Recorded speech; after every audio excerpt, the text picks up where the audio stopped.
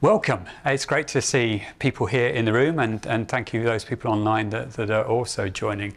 And very happy to have another in the series of Great Minds seminars talking about different topics in dementia research.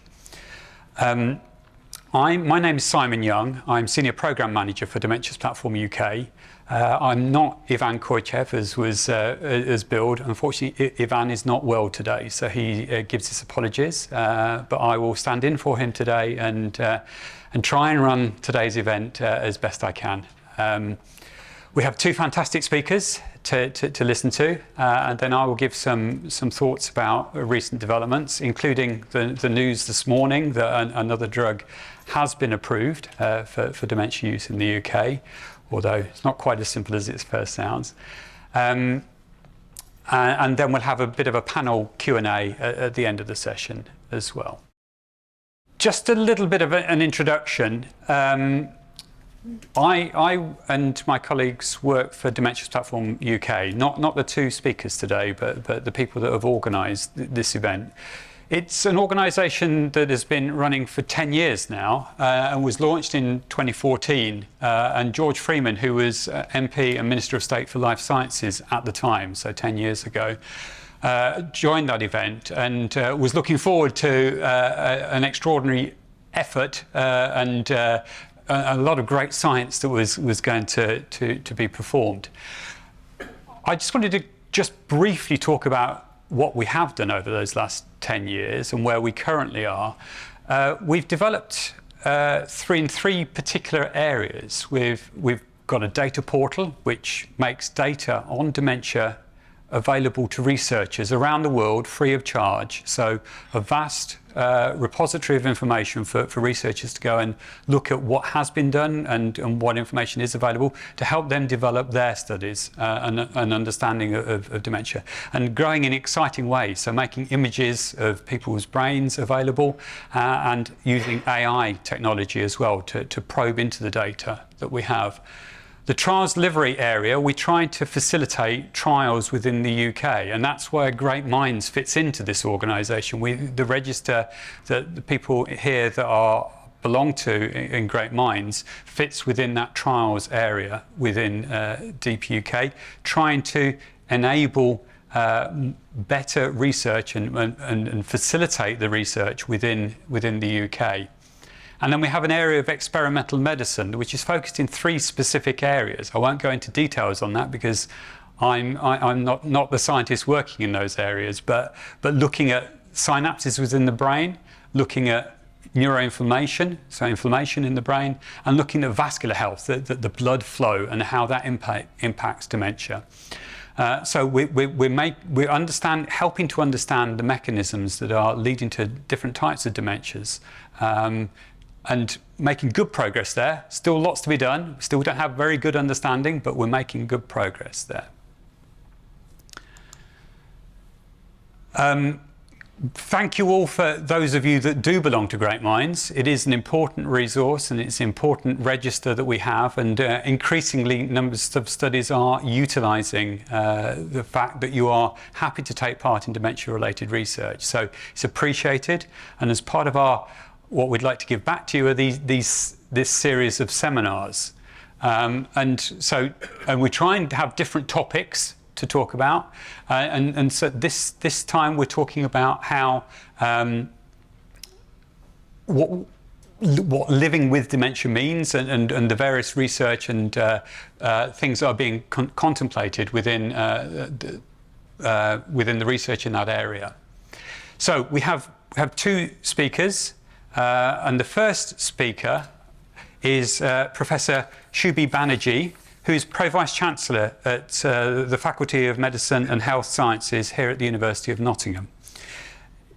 Sube is an applied health researcher and focuses on improving the quality of life and quality of care and treatment for people with dementia.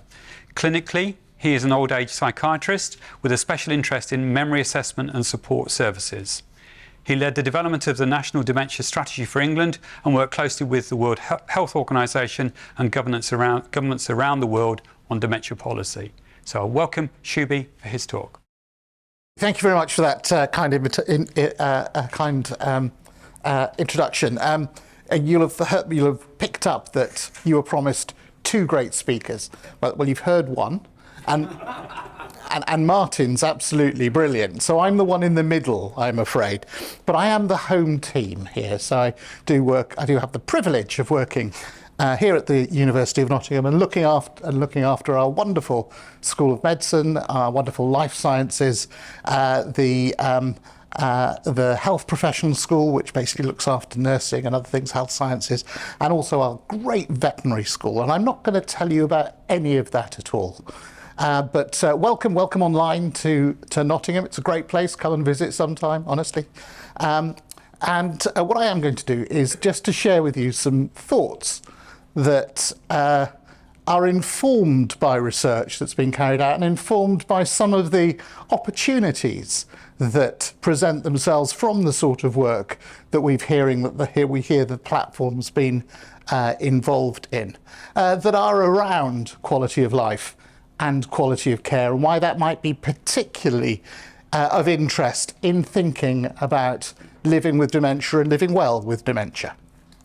So, if we think about dementia, the kind of traditional model that one has, if you think about dementia, is one that is based on the problems that people have, the impacts of dementia, and those can be in cognition, that's the memory and the thinking and the speaking bits, activities of daily living, the idea that you become less able to do the things that you were able to do and may need more help with those, the fact that social function may be impaired, again less talked about, but the fact that individuals may engage less in social activity or be less able to engage in social activities, and that has profound effects. And the BPSD bit here that I've got there, what I'm talking there is about other symptoms that can happen in dementia, things like agitation, aggression, anxiety, sleeplessness, all these sorts of things. And together, that, the absence of those can be a positive thing. The presence of them can cause difficulties. A lot of the way that researchers have thought about dementia, and that people who carry out studies in drug trials or whatever thought about dementia, has been about thinking narrowly about symptoms in each of those things. So you get a measure of memory, for example. I'm sure a number of you have been through those and that you've seen them being done. A measure of memory, and you say that that measure of memory tells you something about the person with dementia as a whole. And it tells you something, but it doesn't necessarily tell you everything. In fact, it never tells you everything.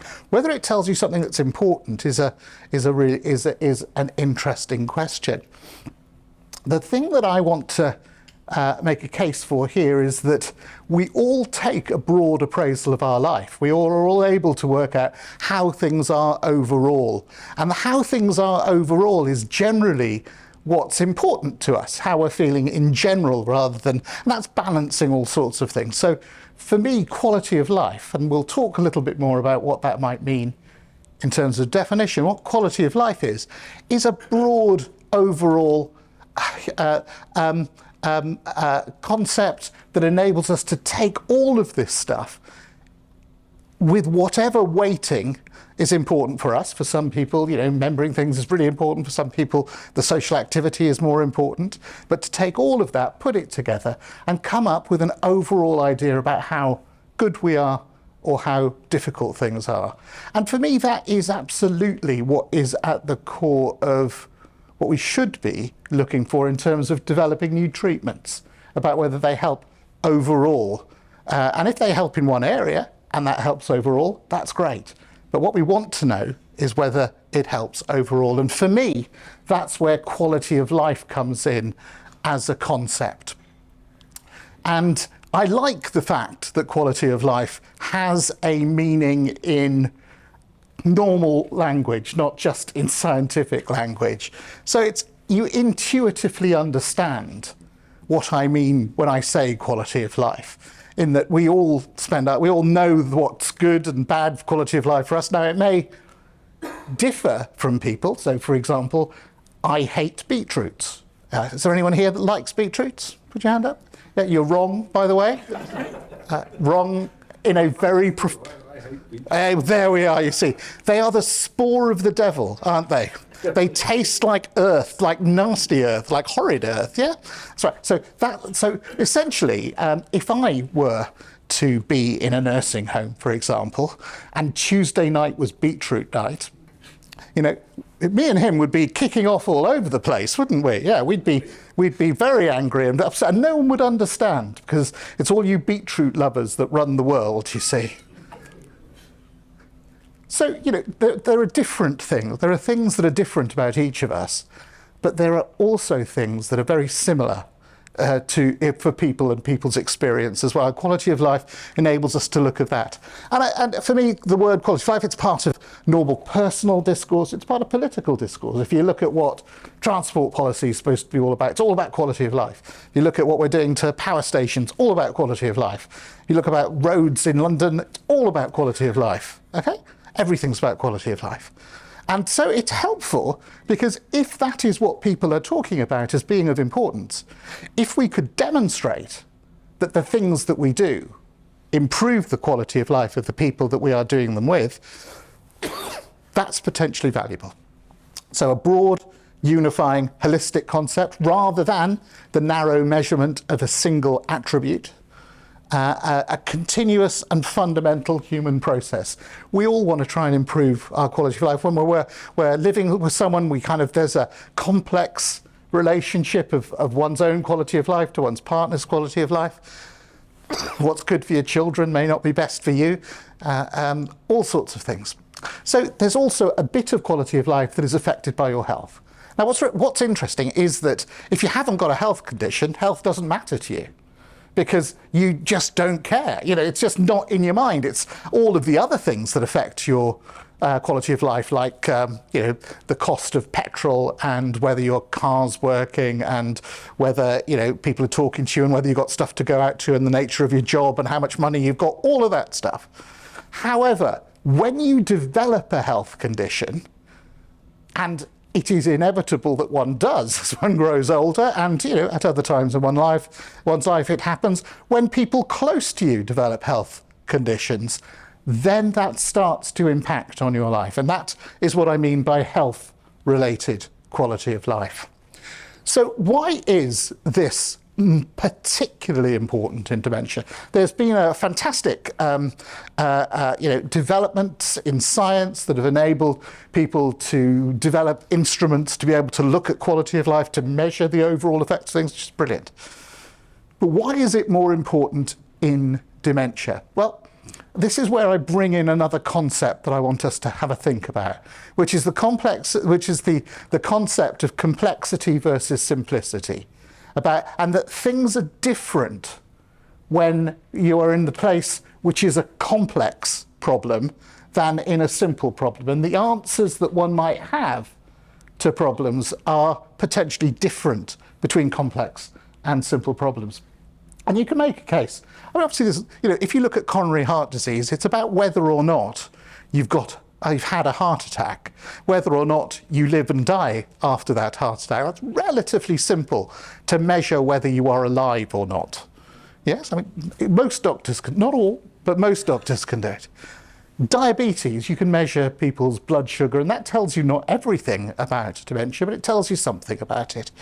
Surgical care, you can look at infections, you can look at days in hospitals, all of those things. But we know that in dementia, we have a non-linear and unpredictable process. Now, yes, there is a general global decline in cognitive function and in one's activities of daily living over time, but actually things like those symptoms of agitation or anxiety or depression, they can pop up at any time, early, in the middle, or late in the dementia. So it's an unpredictable process. We have multiple pathologies in dementia. Dementia is a syndrome caused by a number of different diseases. Alzheimer's disease is the most common, but mixed states are very common as well. So we have different pathologies happening, and there's probably 6,000 different sorts of Alzheimer's disease, even in terms of different interactions.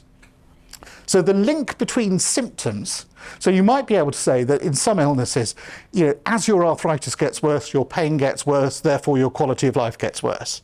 It's much more difficult to say that in dementia. The link between quality of life and these symptoms isn't simple. And so the illness, the disorder, the condition is complex, but also our interventions are complex. Even when we are giving people a tablet to treat Alzheimer's disease, even when we are doing that, there's a whole lot of other stuff that we do that's about helping and supporting people, or perhaps there should be. And I'll come back to that in the end. So our interventions are complex. The bit that I've got on the bottom there, the need to avoid the OSPD syndrome, PD syndrome. So what I mean by that is that the operation was successful, but the patient died. Okay. So if you imagine you've got a person who has dementia and has agitation in their dementia, and you've got a doctor that's kind of evidence-based and goes in and gives them an antipsychotic drug because they've measured the agitation. It's a real problem. It's a real problem for the person with dementia. It's a real problem for the wife of that individual that's there. And give them an antipsychotic drug, and you come back a week later or 2 weeks later, and because this is actually a historical story where GPs come into the houses of people with dementia and look after them. But you come back a couple of weeks later and you measure the amount of agitation, and you've gone from 25 on your agitation scale to 12. Okay, so that's more than a halving of agitation. That's a good thing. We've won, yes? Well, not necessarily, because if that's come at the expense of the person being stiff and not communicating and being unhappy and just sitting in the corner and not being involved, then maybe it wasn't worth it. Maybe the operation was successful, focusing on the specific symptom, but maybe we've decreased quality of life not only for the patient, but also for the family member that might be looking after them. So we need to be careful about that. And again, we'll explore a little of that later. So quality of life in dementia. I think it's what really matters to people with dementia and their carers. And we've spent a lot of time working on ways of trying to understand quality of life in dementia for people with dementia and for family carers of people with dementia. And I think it is what really matters to people with dementia because it's what really matters to people. I've told you earlier, it's that fundamental human process, is thinking about and trying to maximise our quality of life. That's what people with dementia and their family carers are seeking to do.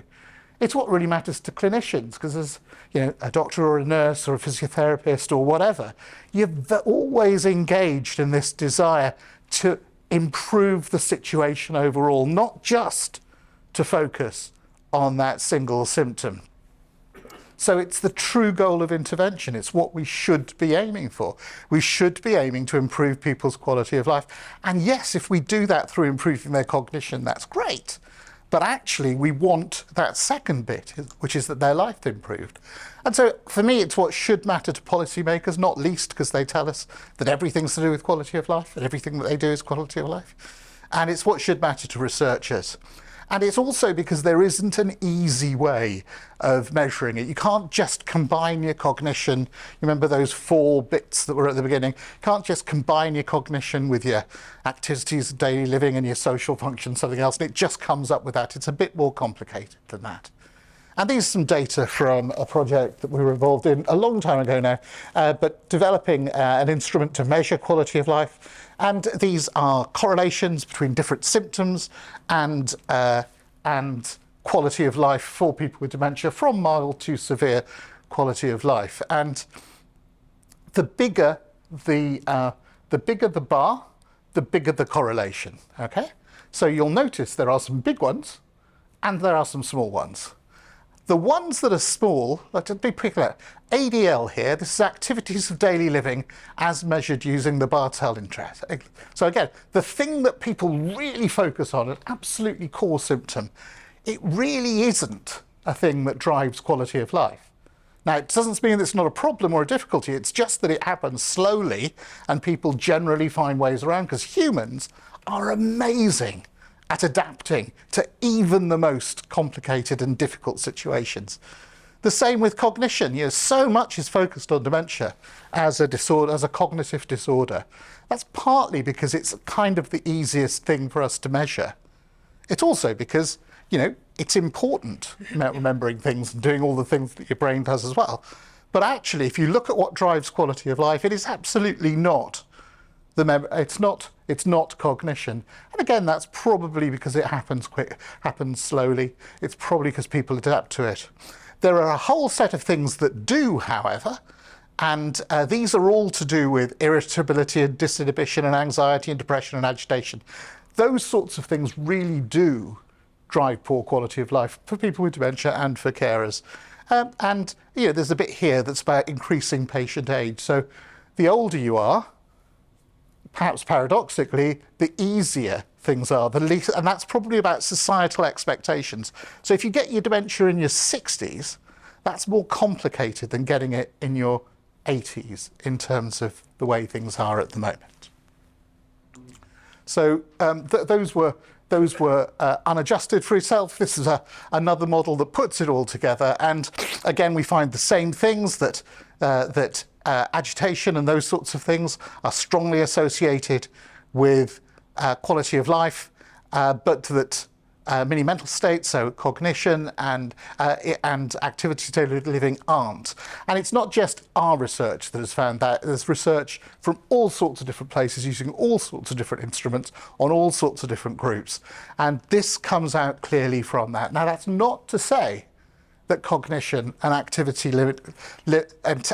limitation are not important. They are important. They're just not the only show in town for people with dementia. So let's have a think about quality of care. We want to focus in on those neuropsychiatric symptoms that we talked about, on the agitation and depression in particular.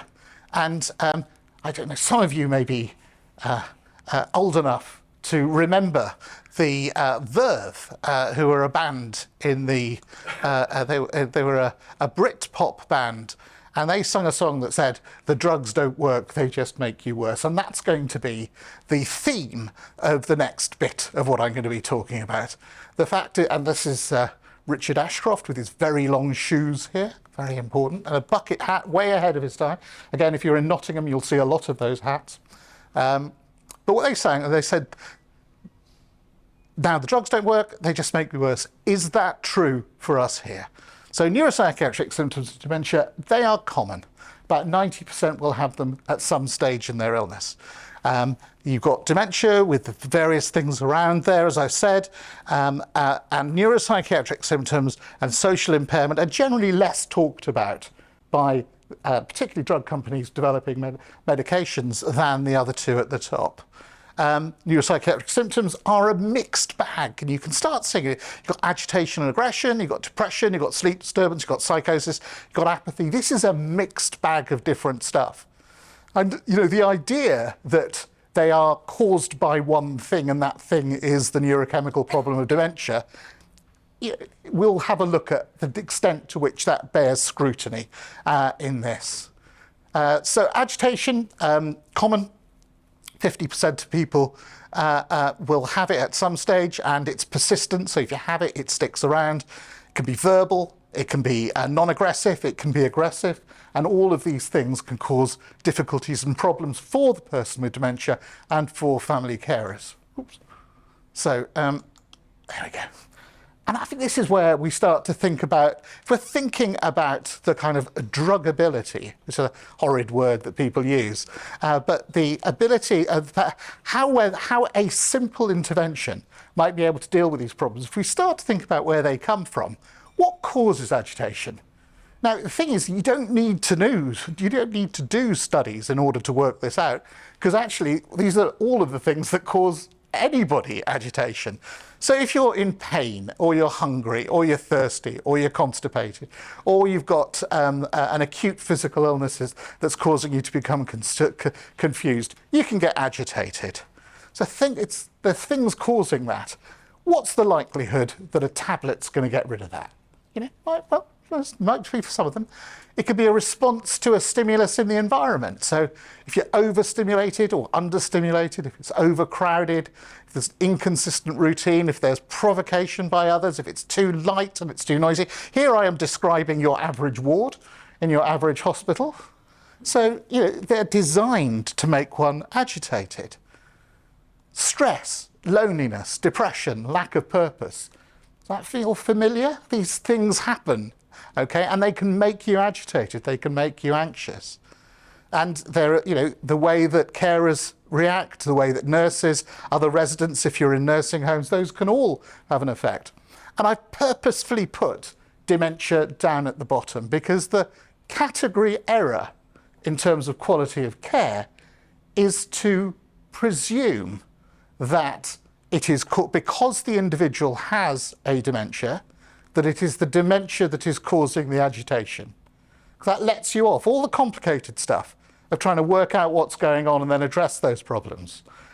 But actually, that's why I think one needs to think about it as a last case in terms of causes rather than a first case, as is often the case.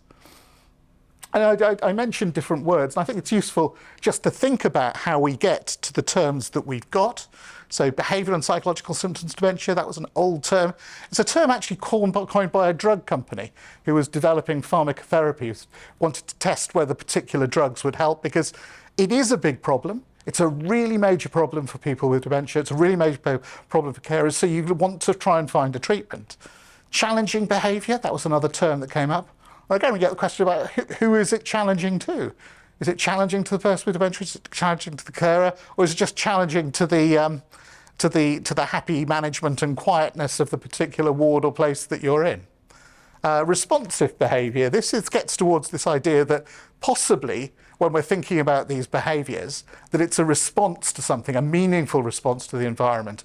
And what we have here in the evolution of language is a move away from it being blamed on the dementia, or it all being about the effect on other people, towards it being perhaps something to do with something else. I think that's a helpful movement in terms of thinking. But what we know about it is that it's not a good thing. It absolutely depends on the cause, but it does cause deteriorating relationships with family. It causes care home admission. It causes hospital admission. It causes carer burnout, carer poor quality of life, and poor quality of life for the people with dementia. So we know that it's a bad thing. And that means that it's absolutely right that we should look for how we can treat agitation. Let's come on to depression in dementia. Depression is common in dementia. Depression is common in later life. It's common in dementia. About a quarter of people with dementia have depression, and we know that depression in dementia is not a good thing. It's a very similar position. It's associated with death that is not caused by particular physical illness. You control for physical illness. There's higher mortality with depression. With placement in care homes, it lowers your functional ability, so activities of daily living go down, cognition goes down, your carer becomes depressed if you're depressed and you have dementia, high carer stress and burden, low quality of life and high distress. It's a legitimate thing for us to seek to try and treat and to help people with. And again, I bring you back to the same slide, we'll come back to this one before, because it's also what's associated with people's quality of life, agitation here and depression here. They're major drivers of poor life quality. So it's a drug question now. Do the drugs work? If you remember Richard Ashcroft in his shoes and his bucket hat, then do the drugs work or do they make it worse? Depression in dementia. Here's a trial that we carried out. Basically, this is published in The Lancet some time ago, 2011. Basically, a large trial looking at the treatment of depression in dementia, because there hadn't been many studies of that. Antidepressants work really well for older people. They work really well for people. They're great drugs. They're only part of the treatment of depression, but they're an important part of that. But do they work for depression in dementia? And the answer is no. Here we have the placebo is the blue line, so that's the drug that has no effect. That's the inert compound. The green line is mirtazapine, which is a sedative antidepressant, and the blue line is sertraline. The red line is sertraline, which is another antidepressant. And essentially, there is no difference at any time over the 9 months of this study in terms of depression. Now, this is not the graph that we would have seen to treat depression in those without dementia. We have a difference because it's a complex state, depression in dementia, as opposed to a more simple state of depression without dementia. What we do find is twice the amount of side effects in the people that receive drugs compared to placebo. So we're doing harm, but we're not giving benefit to people with dementia here. And that's because everything that looks like dementia may not be dementia.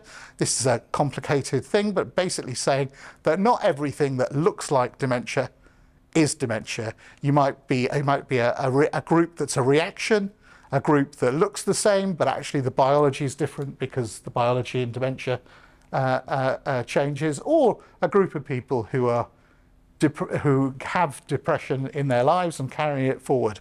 So that not all that looks like dementia is dementia. And I not all that looks like depression is dementia. So here we have a slide of 4 birds. Yes? But they're all flying. You shaking your head, but these are flying creatures that we have here. And a bird is a flying creature. Is that not right? Well, unless you're an ostrich, I suppose, in which case you're not. But you kind of get the point here. That actually, depends on how we define things. If we define bird as winged things, then we have this lovely flying squirrel here, who is a bird, or this pterodactyl that doesn't exist, or this bat, who is a bird. So just because it flies, it doesn't mean that it's a bird. Just because someone looks a bit sad, it doesn't mean that they have a depressive illness. Again, if we use the things that work in a situation of simplicity, not having dementia, in a situation of complexity, having dementia, sometimes things don't work in the way that we think they're going to. So let's look at agitation and dementia in the same sort of way. So there's a long history of people trying to treat agitation and dementia because it is so important and difficult. So there was the drugs that are the symptomatic treatments for dementia. Donepezil, memantine, they don't work.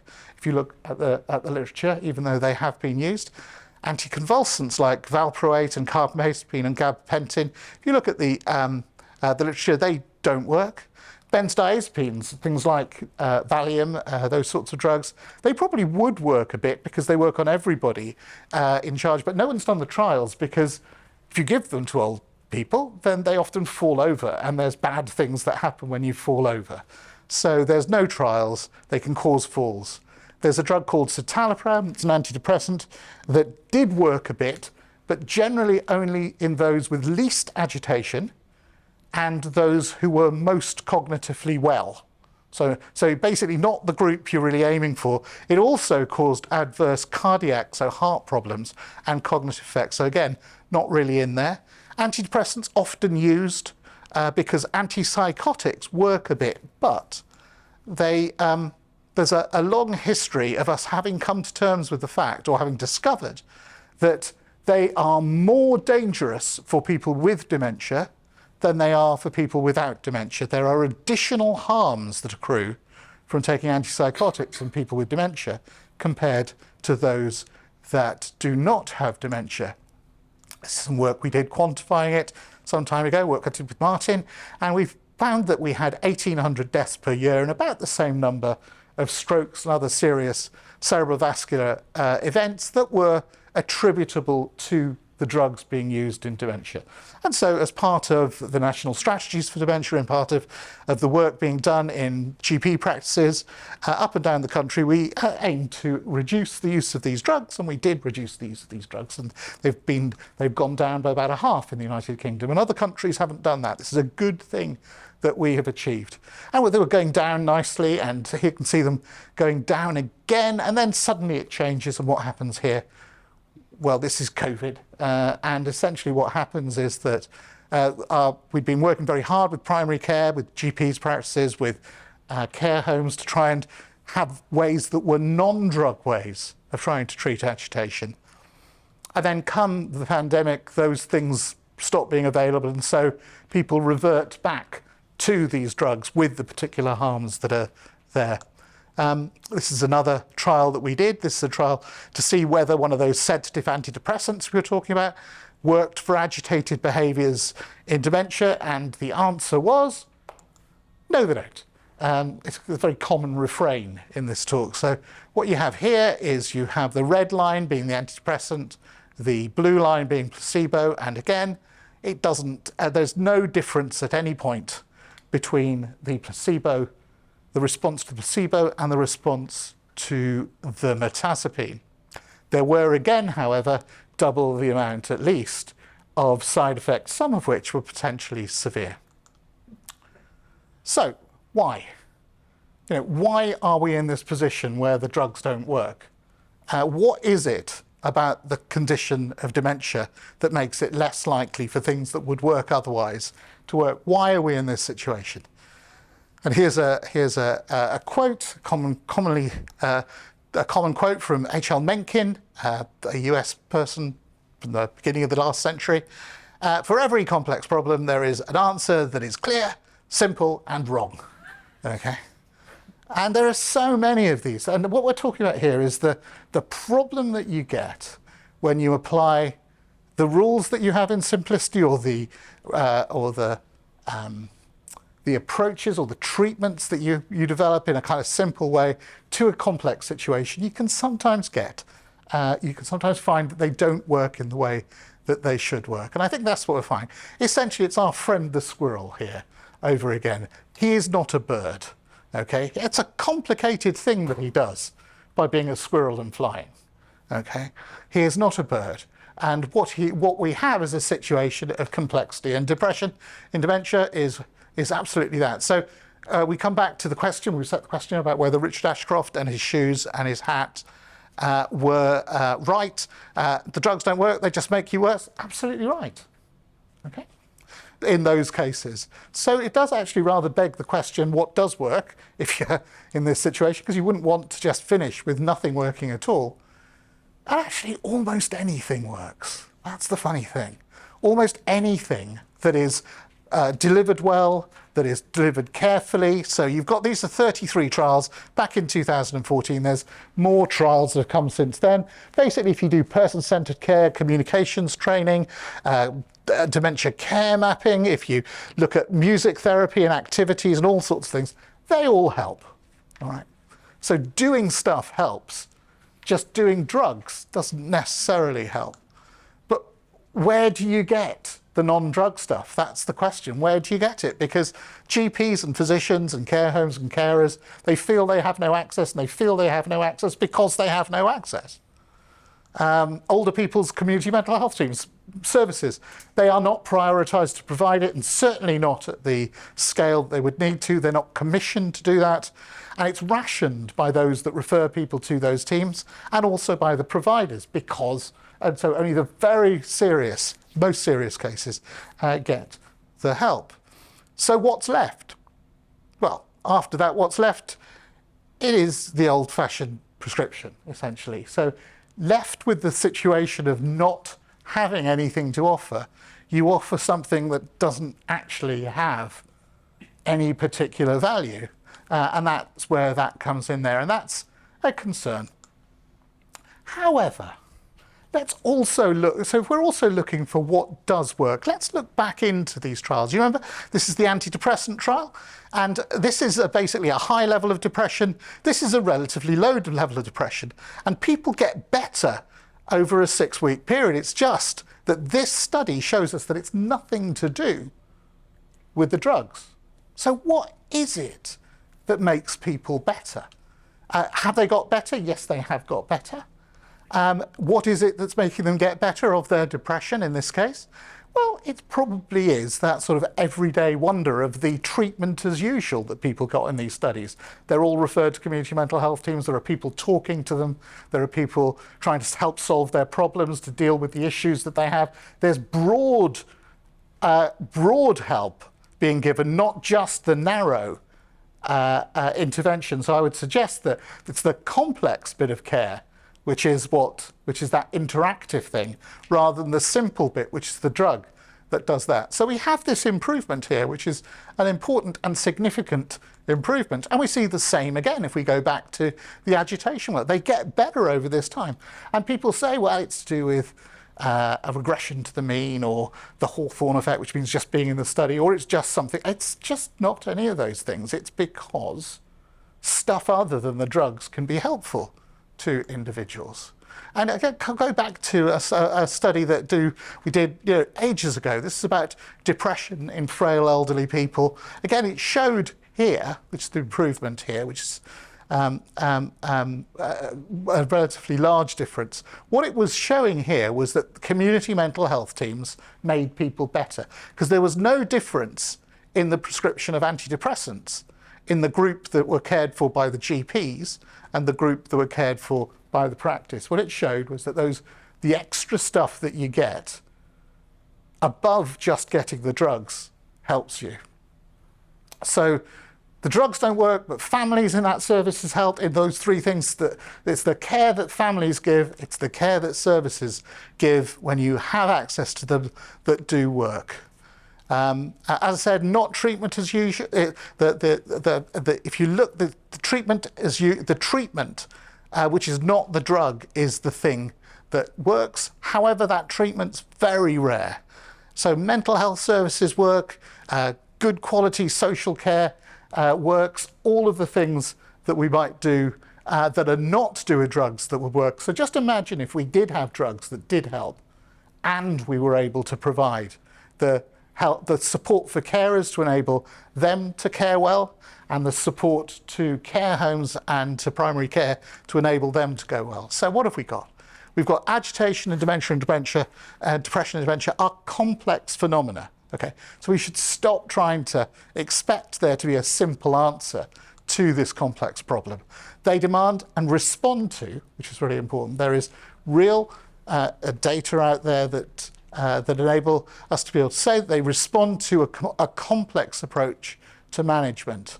And it's kind of the rationale for secondary mental health services, and the fact that they might be caused by, this is neuropsychiatric symptoms, be caused by dementia should be a last, not a first assumption.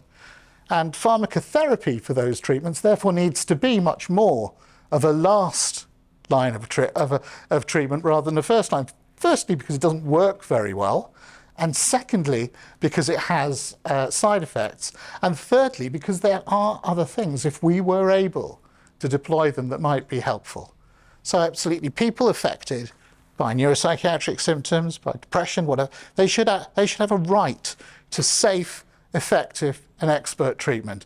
And the way that we configure services at the moment doesn't mean that means that people with dementia don't necessarily get that. It means that families don't necessarily get that. But wait, I hear you say, the world has changed. Look, oh dear, the world has changed. It's the drug companies getting at me here. So the world has changed. We've got a new era for Alzheimer's disease. Drugs. So as part of the interesting works we've heard about today, another drug's been through that process. There's a wonder drug. It's been given the go-ahead, and then a kind of don't go ahead kind of thing by the government. So we've got all this. Is this the answer? Now, it would not surprise you to hear that I think that this simple answer to the complex problem is not likely to be the answer. It is absolutely brilliant that we have the first generation of disease-modifying treatments, and it's absolutely brilliant that the studies have carried out using things like the Dementia Platform UK. It's absolutely brilliant that we're doing that. It's brilliant that we're doing the experimental medicine that will enable us to get better and better and better at treating dementia. But we're a long way away from stopping dementia in its tracks. We're a long way away from being able to reverse dementia in those that have it. And we're already in a position whereby there are 900,000 people with dementia in the UK. And that grows as the individuals grow. And these treatments are for a small proportion of people with Alzheimer's disease. This is the data that you'll see from all these trials. I'm not going through it. What I'm basically going to suggest to you is that maybe the 2 points or whatever on of adjusted mean change on a particular score on a particular instrument, maybe that's not necessarily going to be giving you the quality of life improvements that you want. If it does, that's brilliant. And I know there are some people that have brilliant responses who are doing fantastically well on these medicines. There's a lot of people who get a couple of points on their mini mental state examination, and it's not so clear what happens with them. This is a slide that's produced by NHS England about how it would need to reorganise its services in order to provide these medications. Now, if we had an infinite amount of resources for people with dementia, it would be great to be able to organise everything. But what we've got is a very small amount of care services for people with dementia that don't meet the needs of the people with dementia at the moment. And if we stop doing that in order to provide care only for those people who can provide these medications, we've got a problem there. So, because if we imagine drug-modifying treatments, they help a bit in activities of daily living, they help a bit in cognition. That's kind of where they would be working in this. And there's a whole lot of other bits of the dementia that they are not helping with. So there is an approach, of course, in which you get more and more of these and they start filling more of this out, and that's brilliant. Or those circles get bigger and bigger, so you've got more and more people covered and more improvement. And we absolutely have to hope that'll be the case and work hard to make that happen. But at the moment, that's a representation of where we are. And this is coming to my final slide. This is, anyone who watched Finding Nemo? Yeah, it's a very, very fine film. It's about a fish. Okay. At one point, I think this is Nemo, it might be Dory actually, rather than who was helping him with this. Anyway, there was a shiny thing that Dory found, and she said, I shall call him Squishy, and he shall be mine, and he shall be my Squishy. Because this is the lure of the shiny. We are all being lured towards the shininess of these bright and beautiful medications. And we should be as well, because they absolutely need that. But it's the world of research at the moment. And this the squishy that Dory finds here is, in fact, our friend, the disease-modifying therapy. We need to be careful to remember that we are being lured by the shiny. So I want to say thank you, and very happy to take questions at the end or now or whatever. What I have, I hope, been able to get over is, firstly, quality of life is really important, and that's what we should be aiming for, to improve people's quality of life. Drugs may well help a bit, but actually you can't assume they're going to do all the heavy lifting, and there's other things that we need to do. And that we already have things that are very powerful at helping improve people's quality of life. And they are things like, good quality care. They are a good quality assessment and problem solving, and having someone alongside you to help solve difficulties and support the carers and people with dementia. Those are not shiny. Those are not, the squidgy that we're talking about here. They're not the thing that gets they're not the thing that gets onto the front page of the Daily Telegraph. But if we're thinking about how we're going to respond, we absolutely need to have the ability to prevent dementia. We absolutely need to have the ability to provide these specific treatments and to develop better ones. And we also need to be able to deliver good quality care and support for people as well. It's not enough to just do one. It's a complex situation, and we need a complex answer to that, which is multifaceted. So that's where we need to go. So thank you very much.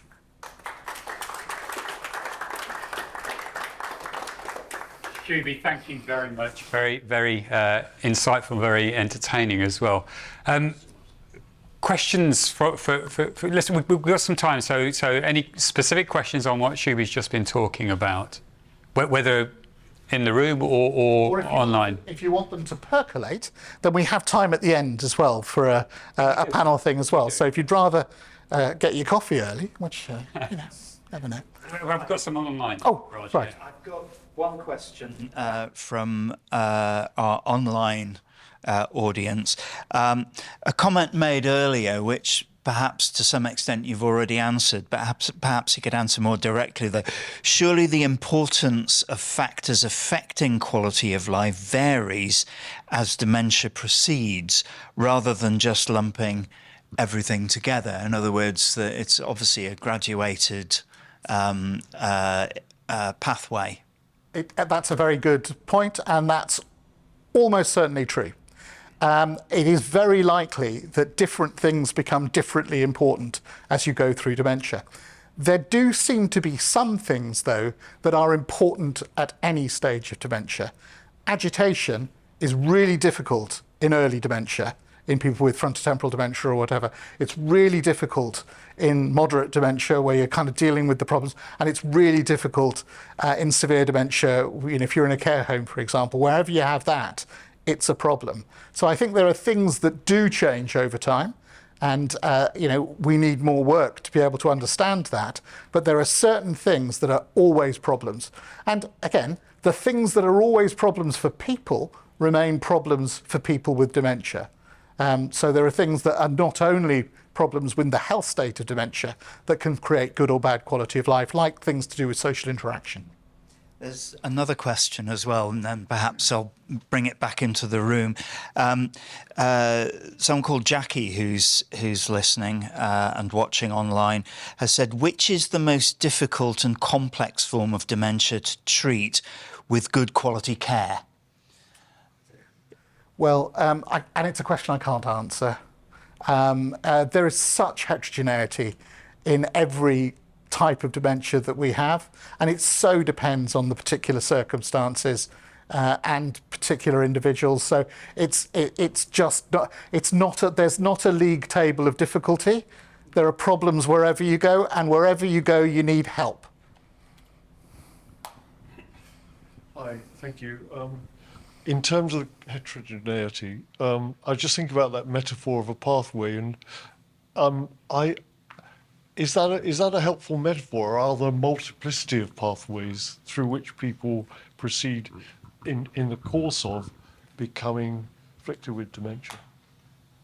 I think that the idea, anything that we have that's a simple description of what happens in dementia is a cartoon, like what's it?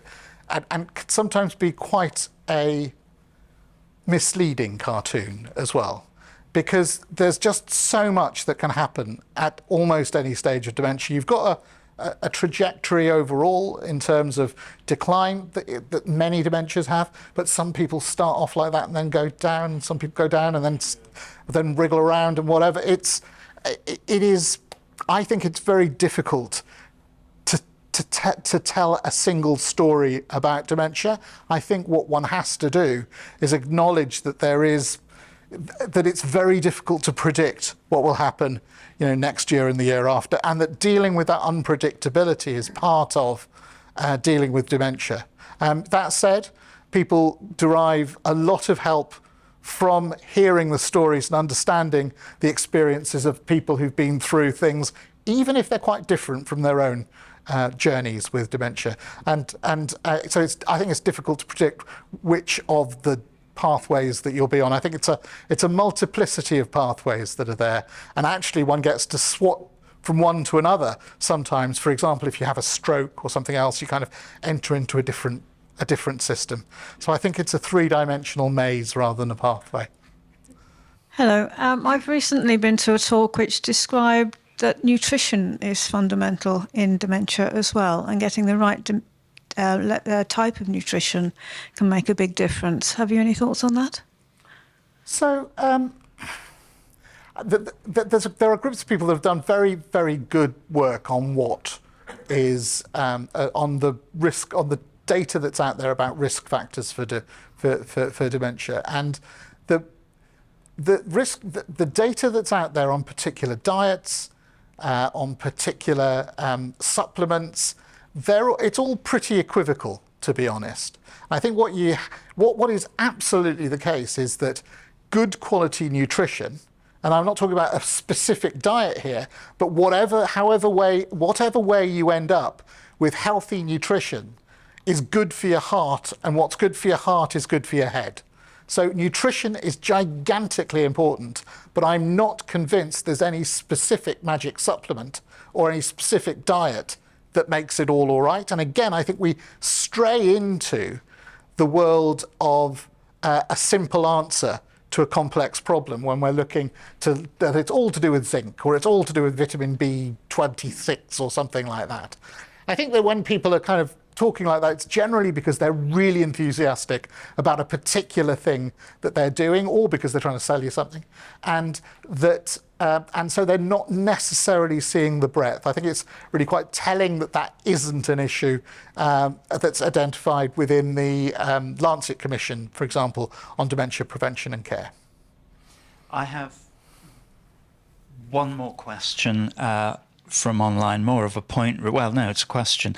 My mum has Alzheimer's and was actually taking 3 of the drugs mentioned as not working for dementia patients. It's too late for me now, but is it worth questioning the use of these with the GP? This question is for other carers whose loved ones may be taking these drugs. I think that So the answer is yes, it is worth questioning. I think this is data that's data on 300, 400 people in aggregate. There are always situations where it may be worthwhile trying something, particularly if the situations are critical or difficult. And so that's why when I was doing the piece of work that was to do with antipsychotics, I was very keen that we didn't have a blanket ban on the use of those drugs in dementia, because there are certain circumstances where that may be absolutely critical to enable people to live the best quality of life they can and to stay out of a care home or whatever, or to support a carer, so a carer can still seek to support somebody. So I can advise absolutely nothing in individual cases. These are data on aggregate about how they work. They're still prescribed widely. I think that antipsychotics are probably prescribed too much, and that we haven't quite recovered from that uptick that happened within COVID. I think that people hope that antidepressants work, and the reality is that many people will get better if they're also being given other things like that problem solving and stuff. And then what happens is that people attribute the improvement to the antidepressant and don't want to stop it after that. So if there's complexity that's happening there as well. But absolutely, this isn't advice about particular individuals. This is about the class as a whole. One more question. Yeah, I'm interested in social isolation of individuals, because it seems to me, I'm not a carer, but the whole burden seems to fall onto carers. And there's a lot of, it seems, shame and hiding, and the rest of us need to be educated. Is there any process available for all of us to be educated on how to deal with somebody who is confused or psychotic and probably has dementia? Those of us of a certain age, of course, are surrounded by other people of a certain age, and Absolutely. we don't know if people are being awkward or whether there's a mental health Yes. issue. So again, it's a big one, is what it is. So the short answer to the question is yes, there are ways of people improving their understanding of dementia, and one of the ways that that's been done in the United Kingdom is through Dementia Friends. It's a scheme that's run by Alzheimer's Society, gives a certain basic level of understanding that enables people to kind of respond a bit better. So that's kind of public education. There was also a movement to create dementia-friendly communities, whereby that information and ways of kind of making the community more friendly to people with dementia were taken up so banks would become dementia-friendly, or Crawley, I think, said that it was a dementia-friendly town, and those sorts of things. So, very friendly town, Crawley, in lots of ways. So you could become a dementia-friendly community, and that was really important. I think that it's the recognition that dementia is a problem.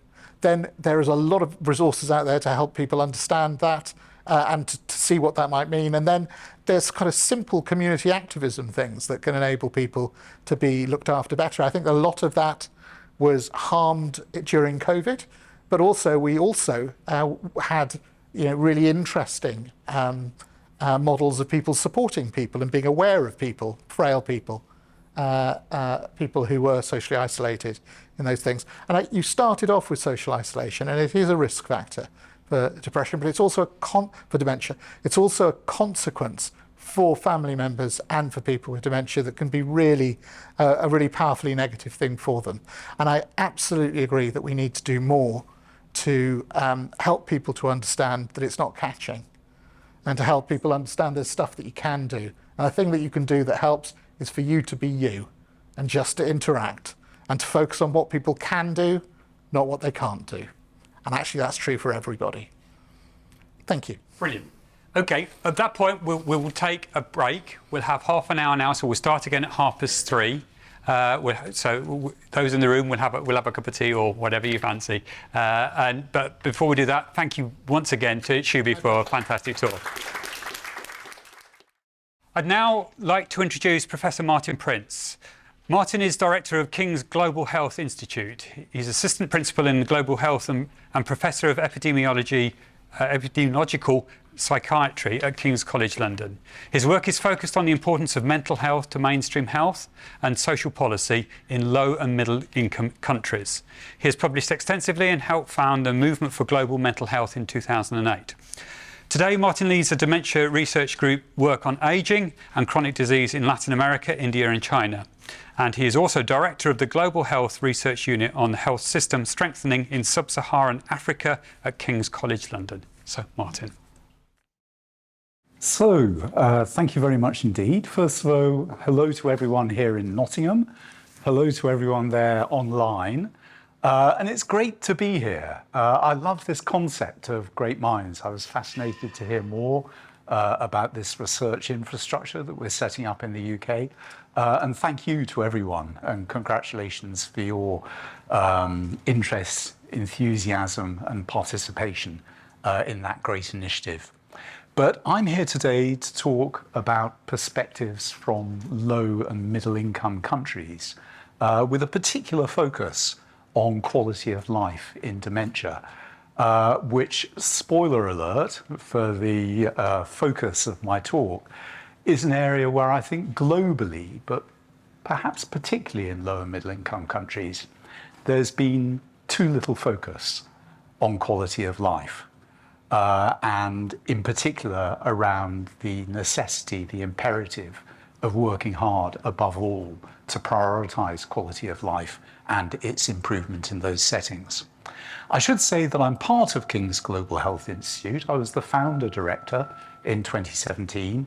I've now passed that on to Professor Melanie Abbas, but all of the other titles and roles still apply.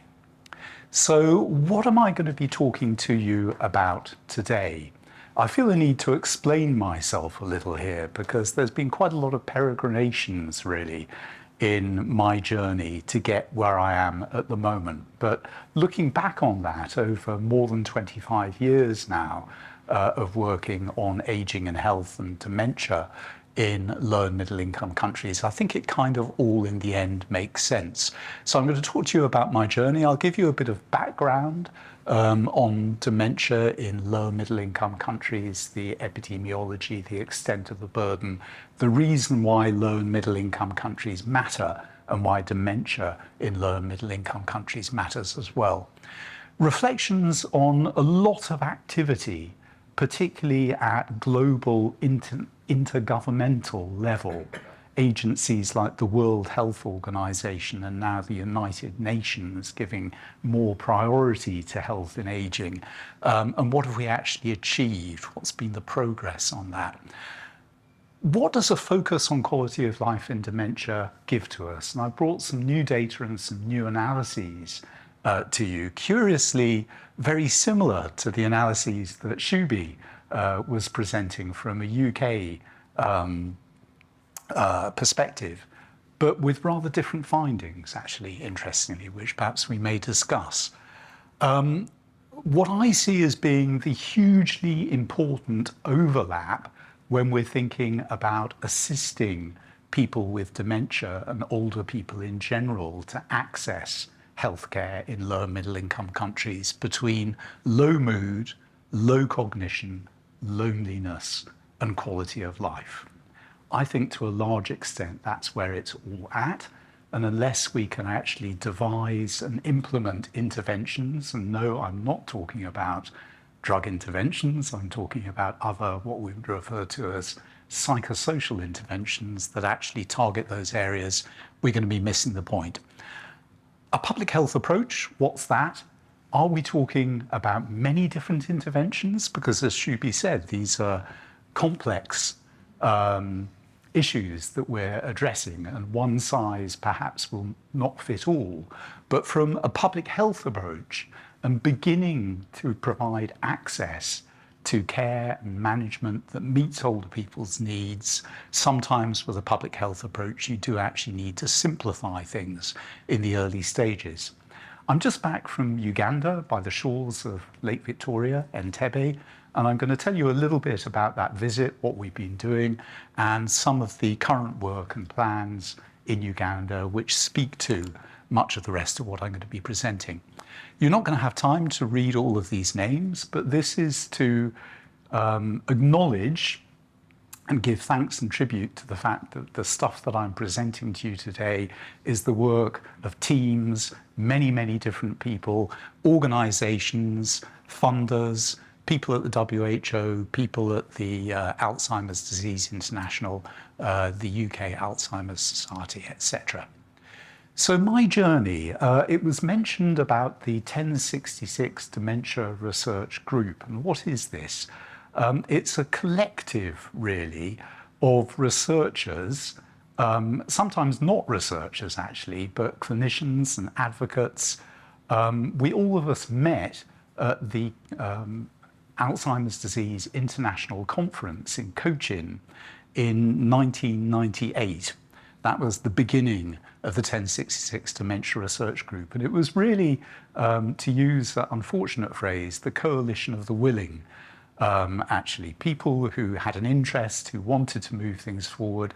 The title 1066 referred to a guesstimate that while 66%, or roughly 2/3 of people living with dementia, were probably living in lower middle income countries, 10%, or probably much less than that, of the research effort and the research evidence referred to those settings. 1066 works for the UK, I suppose, doesn't it? And all that. From its early foundations, our work was focused initially on epidemiology, trying to find out more about the prevalence and the incidence of dementia and Alzheimer's disease. We conducted in all 3 waves of population-based epidemiological studies in 7 countries in Latin America, in China, in India, and latterly we've worked in sub-Saharan Africa as well, in Nigeria, in South Africa, in Ghana, and now in Uganda. And really the foundation of the group initially was around methods. There were a few studies that had come out suggesting that the prevalence and incidence were much lower in low and middle income country settings than they were in high income country settings, which if true would be fascinating, because then you'd want to know what is it about the environment, lifestyles, risk factors that might possibly account for that. We weren't sure that that was the case, and so we developed education and culture fair diagnostic methods that assessed cognition and memory, got the informant account from family members in a structured way, and used the geriatric mental state, a comprehensive clinical assessment of all kinds of mental health problems that could be accounting for the cognitive problems that we were identifying, put those together into one algorithm. And this is what we've used throughout. And that was really a game changer, because we showed that the prevalence and incidence in a variety of lower middle income country settings was the same as in high income countries. It wasn't much lower. And this obviously has a radical impact on our understanding of the burden and the importance of dementia in those areas. We also attended to a wide range of other health conditions, because if you're going to the trouble of doing a big survey, you don't just want to look at dementia, you want to look at hypertension, at diabetes, at diet, as risk factors and also as health conditions in themselves. And you want to look at the treatment and care that people are accessing, or the difficulties that they're having in accessing. And if somebody needs care, as in more advanced dementia, then you want to understand who is giving that care, what is the impact on them of providing that care, the economic impact as well as the personal impact in their lives. So alongside that work, which was research, we founded in 2006 what we called the Global Observatory on Aging and Dementia Care. And really the global, that sounds strong statement to make, doesn't it? But essentially what we're interested in is looking at the worldwide picture, all countries in the world, gathering and synthesizing all of the evidence. And initially that was on the prevalence and the numbers. And that was, I think, really important in actually getting a set of figures that were believable, that organizations like the WHO could use in order to appropriately prioritize attention to dementia and aging within their organizations. But we also did annual World Alzheimer reports for Alzheimer's Disease International from 2009 to 2018, which alongside prevalence and costs also looked at issues like nutrition in dementia, which somebody was mentioning earlier, at health systems for providing care for people with dementia, and issues around long-term care, etc. We worked, or I've worked, but others of my colleagues have also worked with the World Health Organization on developing evidence-based guidelines for care. And the first one of those I worked on in 2008, 2009 was the Mental Health Gap Action Plan. So for all mental health conditions worldwide, there is a huge discrepancy in services available and access to care, for conditions like schizophrenia, alcohol use disorder, depression, between high-income countries and lower middle-income countries. And that applies to dementia as well. And in fact, dementia was one of the conditions, one of, I think, 6 or 7 conditions, where we actually looked at all of the evidence around what works. And this was a guidance that was focused on lower middle-income countries, where there are few psychiatrists and mental health specialists. So this was about what we call task shifting or task sharing. If there are no psychiatrists, there are primary healthcare doctors and there are community health workers. They may not be specialists, but can they actually provide care that is an initial step towards achieving access and equitable access to these evidence-based interventions worldwide? I'm going to be talking about that and integrated care for older people, or ICOPE. But ICOPE, there was something called the Integrated Management of Childhood Illnesses, which was hugely influential worldwide in standardizing care for childhood disorders and providing a program of vaccination for children to prevent conditions.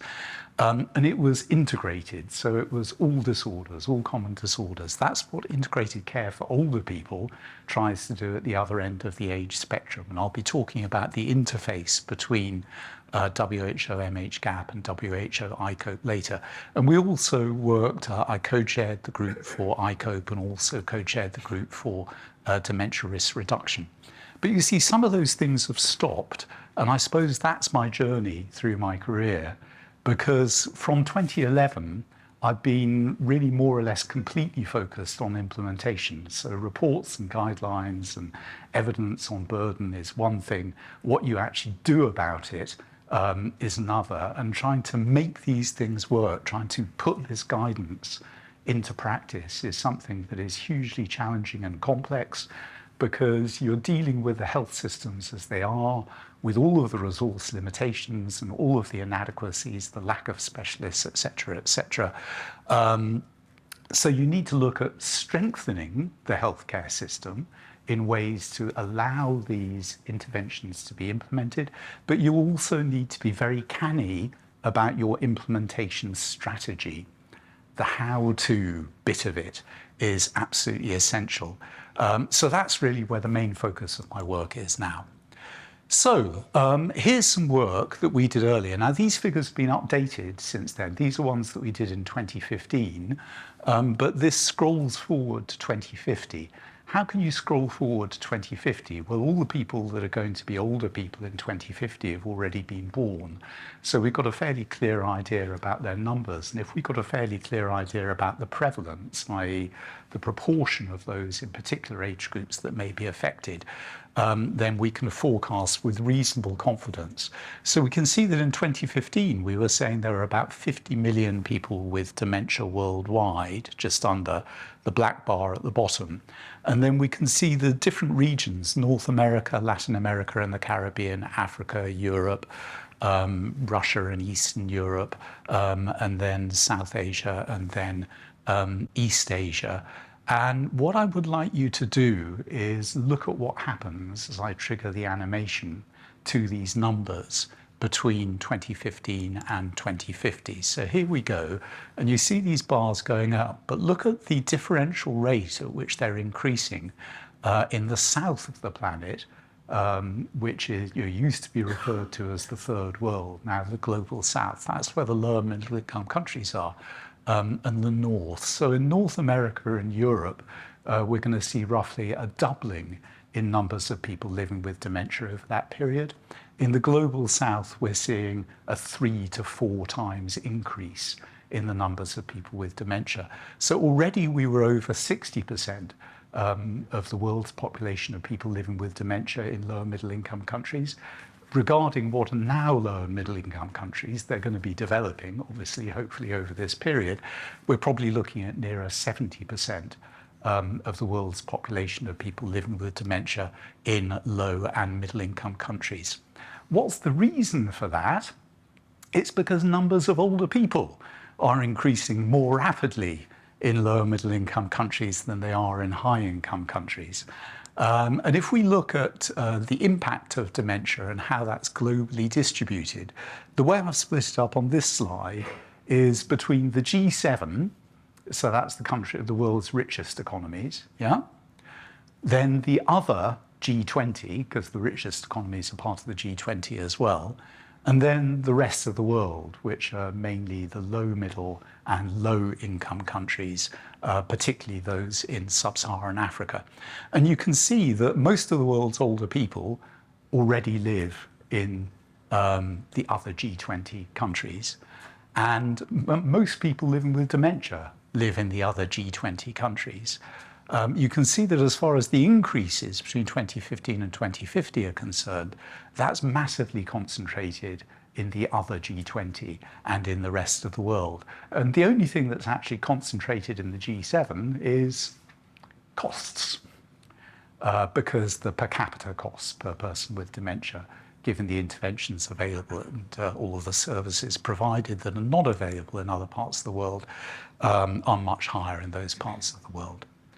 So here's something that I did with some colleagues in 2015, which was a Lancet series on global aging. And this opening piece to this Lancet series was about the burden of disease in older people and the implications for health policy and practice. And the Lancet had previously done a lot of series on chronic non-communicable diseases. And one of the things we wanted to ask ourselves is, why have a report on older people? You know, in what way is that different from a chronic diseases report, given that most of the burden of disease in older people is non-communicable chronic diseases, and that's true even in lower middle income countries. It's not infectious diseases that are the major source of burden amongst older people. So what's different? We're talking about, in technical terms, things that are referred to as degenerative disorders that tend to be progressive in nature, like cerebrovascular disease and dementia. We're also talking about not just one health condition, but many. So multimorbidity or multiple long-term conditions, the frequency of that increases dramatically with increasing age. All around the world, economic and social protection for older people is not as good as it should be. And older people are disadvantaged in that way, and that's particularly true in low middle income countries. And older people matter because of the disease burden and the costs. So we're seeing and hearing already from the NHS in England catastrophic kind of prognostications about the future viability of the NHS, largely based on this demographic issue. But at the same time, they are particularly likely to be underserved. And I'm sure many of us would kind of attest to that experience here in the UK. But again, in lower middle income countries, it's much worse, as we'll see. So we should bear in mind throughout, and this is my first mention, I guess, of quality of life, the wise words of a previous director of the WHO, Hiroshi Nakajima, nearly 20 years ago.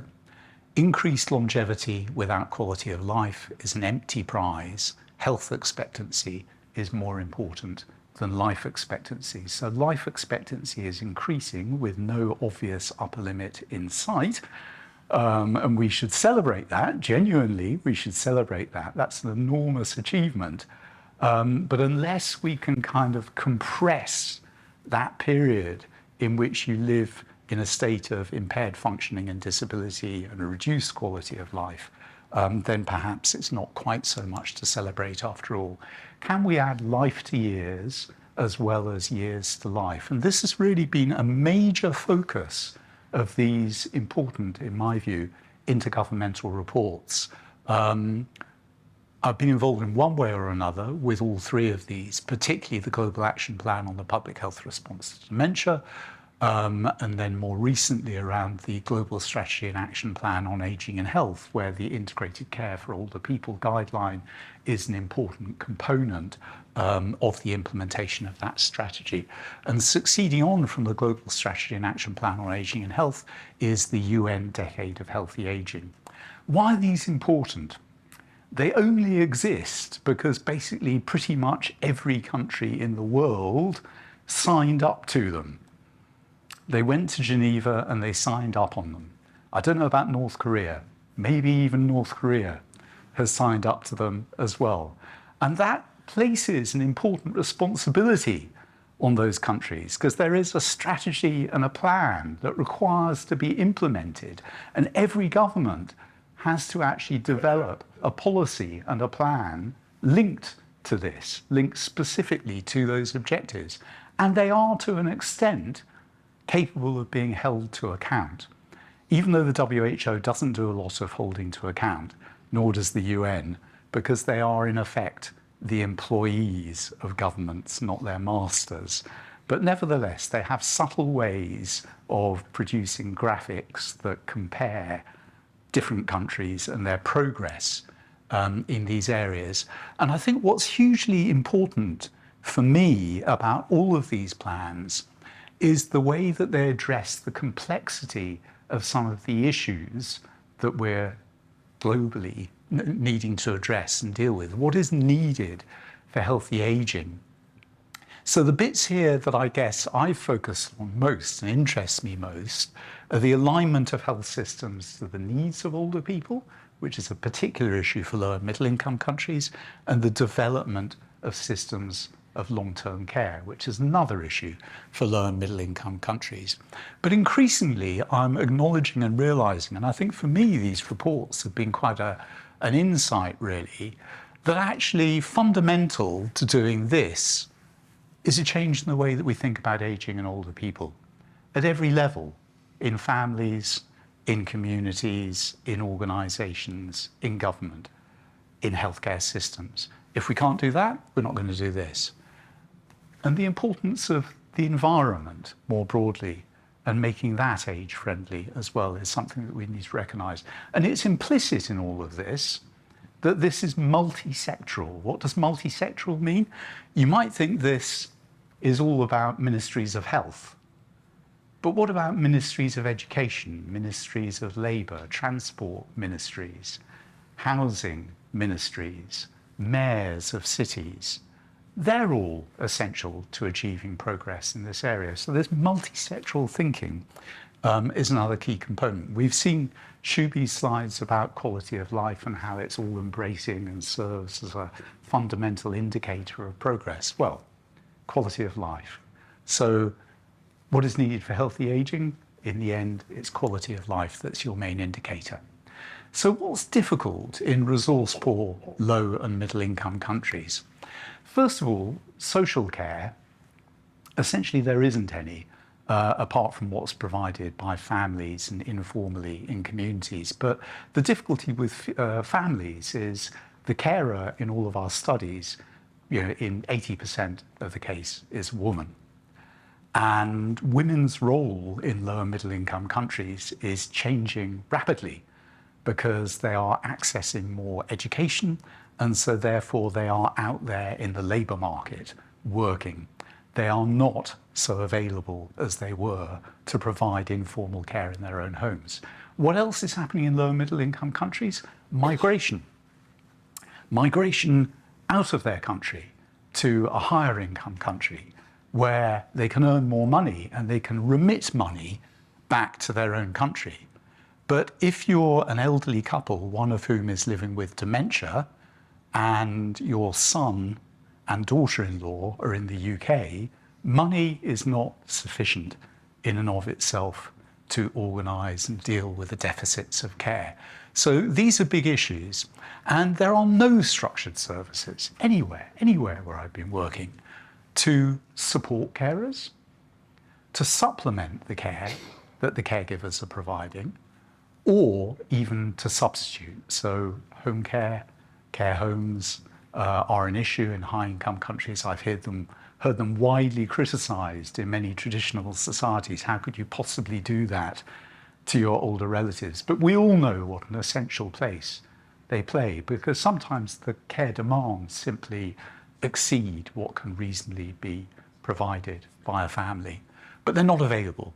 And there's no policies to incentivise informal care.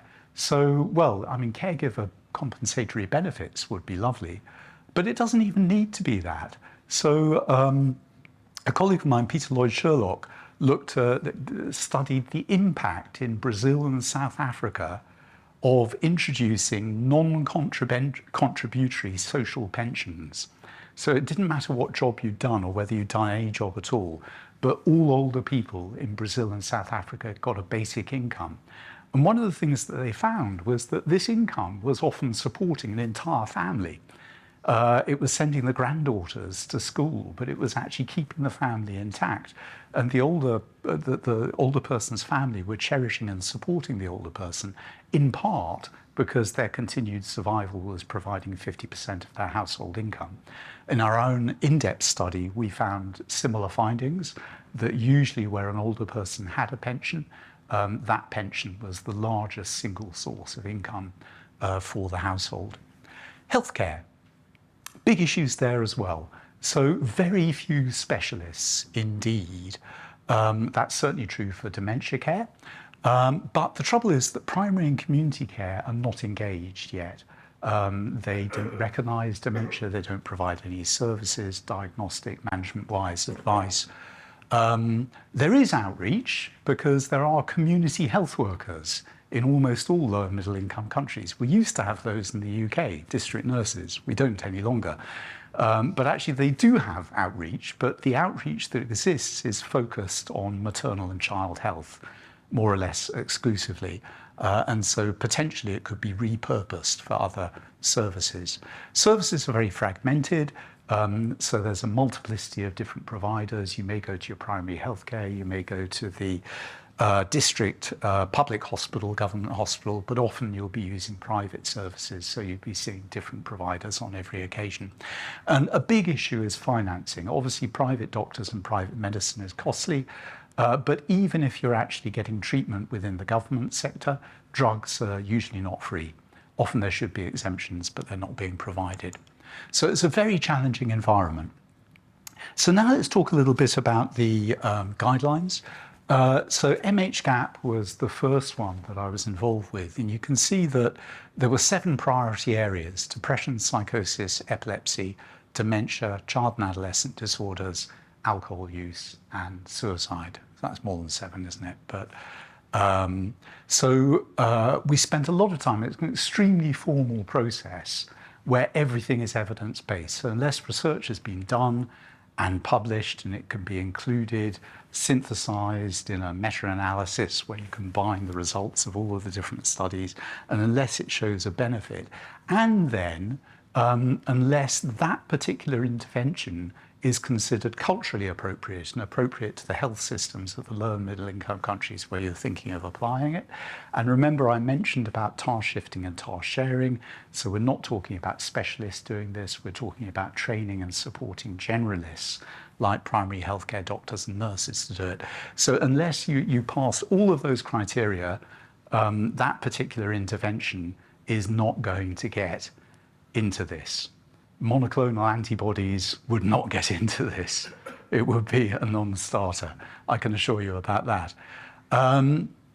So we developed this guideline, and this has been actually a big success. So I spent from 2009 until 2018 working with colleagues in the UK, in India, in South Africa, in Uganda, and Ethiopia, looking at implementing some of these guidelines and doing it actually at a whole district level. So we're talking about for populations of around 200,000. And we worked out ways of going in there, introducing it to the district healthcare management, talking to the police, talking to the criminal justice system, talking to community associations, working out ways of providing supervision to the healthcare workers. And we identified the extent to which access to services was being increased, and also looked not in a randomized controlled trial, but just at progress over 6 months at whether or not there was symptomatic reduction. Because most of these people with these conditions, sounds incredible, epilepsy, schizophrenia, were not being treated. There was no management available for them whatsoever until the MHGAP was introduced. So what do you imagine were the disorders that were prioritized for that project? There was 2 projects actually called Prime and Affirm. Yeah, alcohol use, yeah, that was... No, actually, should have been. Too big to chew, I think that one was. So it was alcohol use disorders, it was depression, it was psychosis, and it was epilepsy. And to be honest, arguably the largest unmet need was in those areas. I did advocate for dementia because that was the bit of the guideline that I was primarily responsible for. It didn't make it, but we showed feasibility. And one of the things I was proudest of with that was actually a randomized controlled trial that we did in Ethiopia, looking at people with schizophrenia who unusually were receiving treatment at a rural hospital in Butajira because nurses and occasionally psychiatrists were going out from Addis Ababa once every 3 weeks or so to do reviews. But that wasn't a sustainable plan. So we randomized about 300 people receiving care under that system to carry on receiving the specialist care or to go back to their primary healthcare teams who we trained up with MHGAP. And it was what we call a non-inferiority trial. It was seeking to show that the care they got through the non-specialists in primary healthcare was no worse than the care that they were getting from specialists. We not only showed that it was no worse, but in some areas, particularly satisfaction with care and costs, it was actually better than the specialist care. So here was the dementia guideline, and it's pretty basic. We'll have a look at case finding in a moment, and brief diagnostic screening. And these are kind of evidence-based, or were evidence-based at the time that we made the guideline. It's about making the diagnosis well with a bit of information and support, attention to physical comorbidity and nutrition, which is a big problem in dementia because people don't often eat enough. So it's not necessarily dietary supplements, but it's actually weight loss that you need to address for a variety of reasons. Carer interventions to address carer strain, timely assessment, treatment and support across the course of the condition. So it's the ABC of dementia care. You never discharge somebody living with dementia once you engage with their care. It's a journey that you need to embark on with them. So here was our case finding approach. This is an Anganwadi worker in India. So she's a basic community health worker who provides maternal and child health care, vaccination advice and things of that kind. I say no awareness about dementia, but really this case-finding approach was predicated on a finding from qualitative research when we interviewed doctors and community health workers about their awareness of dementia in the community. And we had a little vignette of how somebody with dementia might appear if you wandered into their home. And the doctors, the primary care doctors, said, "Oh, that's dementia, but we never see that here in the clinic." The Anganwadi workers said, "Wow, we see that a lot." So what is that problem? Because that is a real problem for the families that we go to. But they're not providing care for the older people. They're providing care for the mothers and for the children. So we gave half a day's training, 3 hours, on dementia. What are the signs you should look out for? And then we sent the Anganwadi workers out. We said, please come back with a list of people in the households that you attend who you think might have dementia. We then sent a psychiatrist out to actually make a structured diagnosis.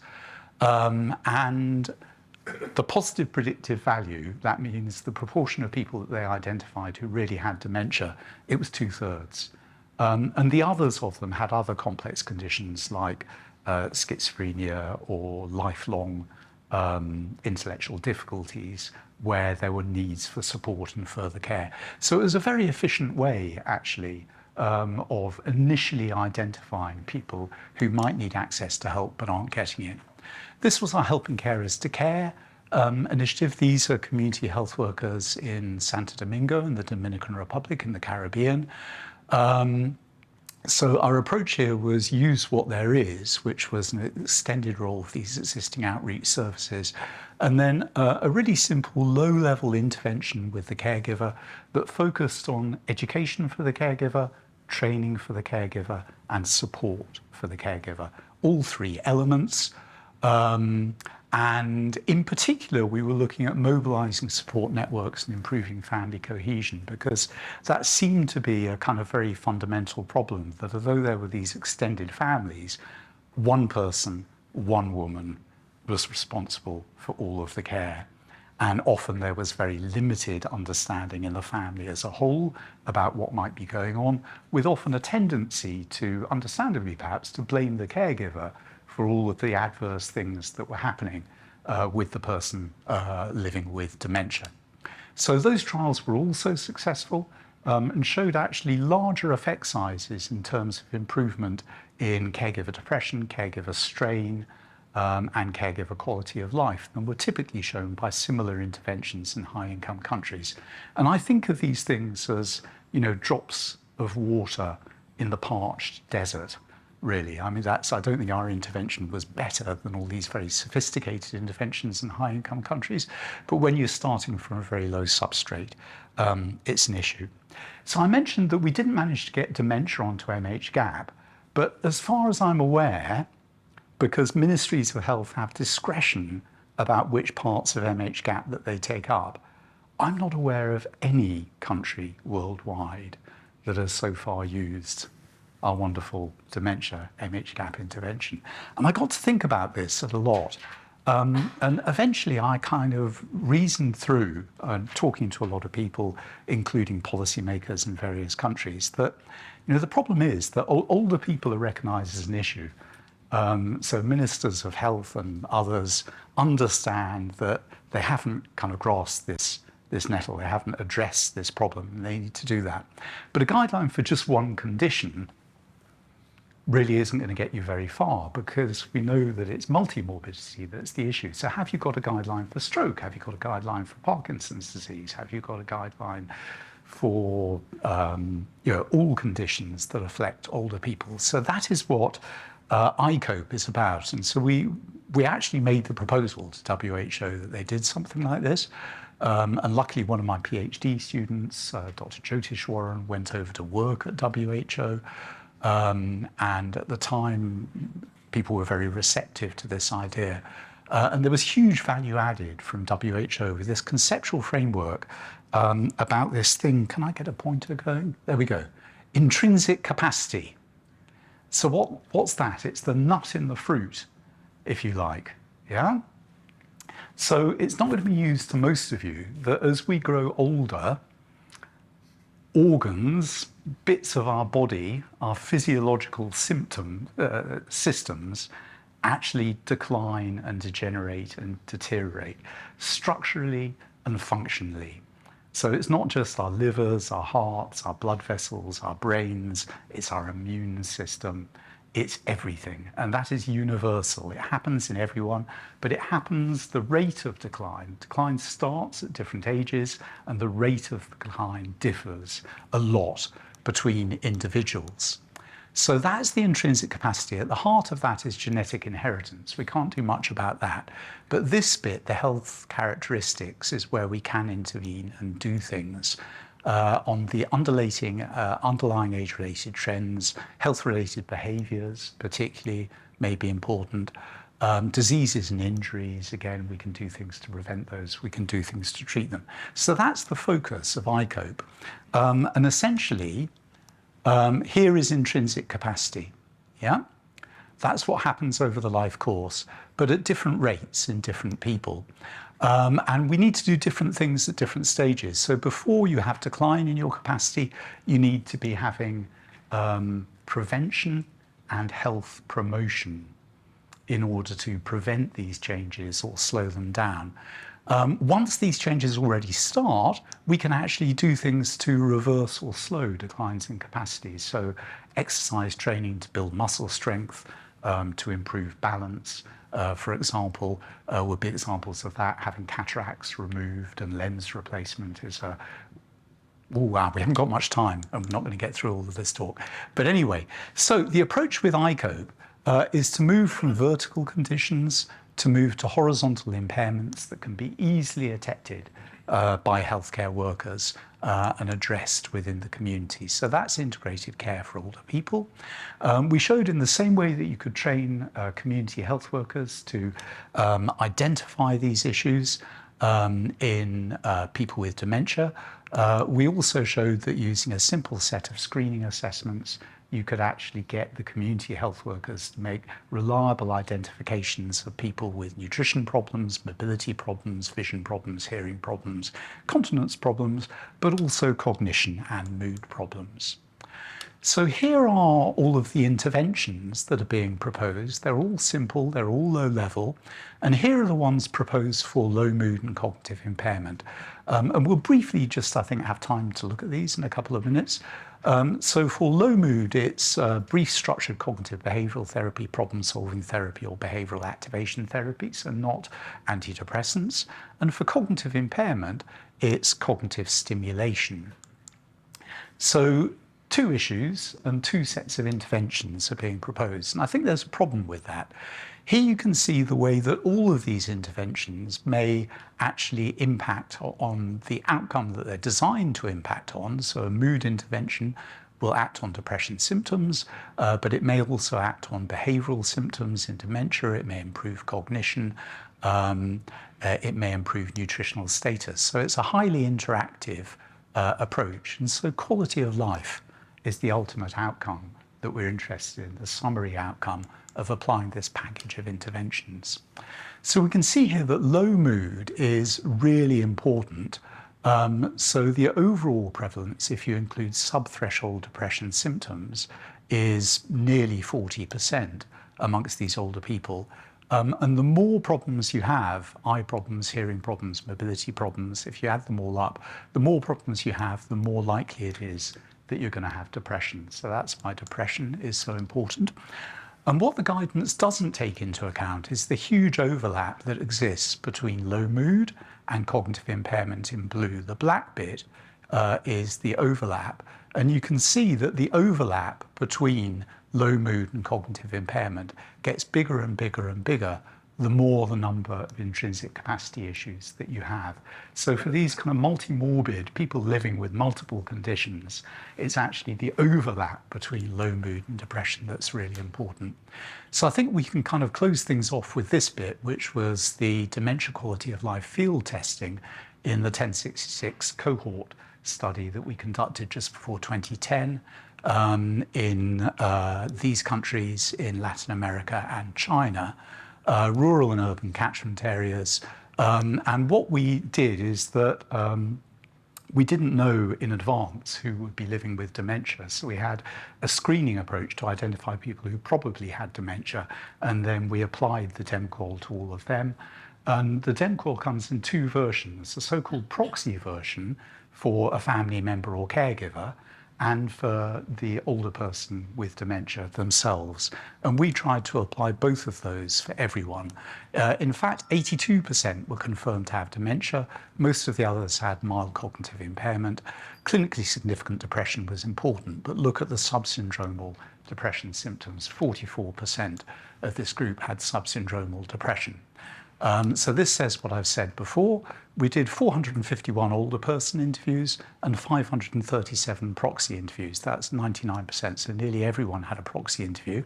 Why did only 84% have the older person interviews? Well, essentially, dementia. So as dementia advances, it becomes harder to elicit information about that person's quality of life directly from the person. And you can see that while it's okay through to mild dementia, moderate dementia, 25% couldn't give an account, and severe dementia, nearly 2/3 couldn't give an account. So that's why we have the proxy version of the DEMQual. So it's at least you can find out some information about quality of life from older people that have dementia. But the issue with this is that the answers that you get, given that around 80% of these people, we got the older person's report and the proxy report, they don't agree with each other. So actually what the correlation is 0.4. So that means that of the variation in the older person's report, only about 16% of the variation in the older person's report is accounted for by the proxy report, which means 84% of the proxy report must be accounted for by something else. It could be random error, but it may be other things.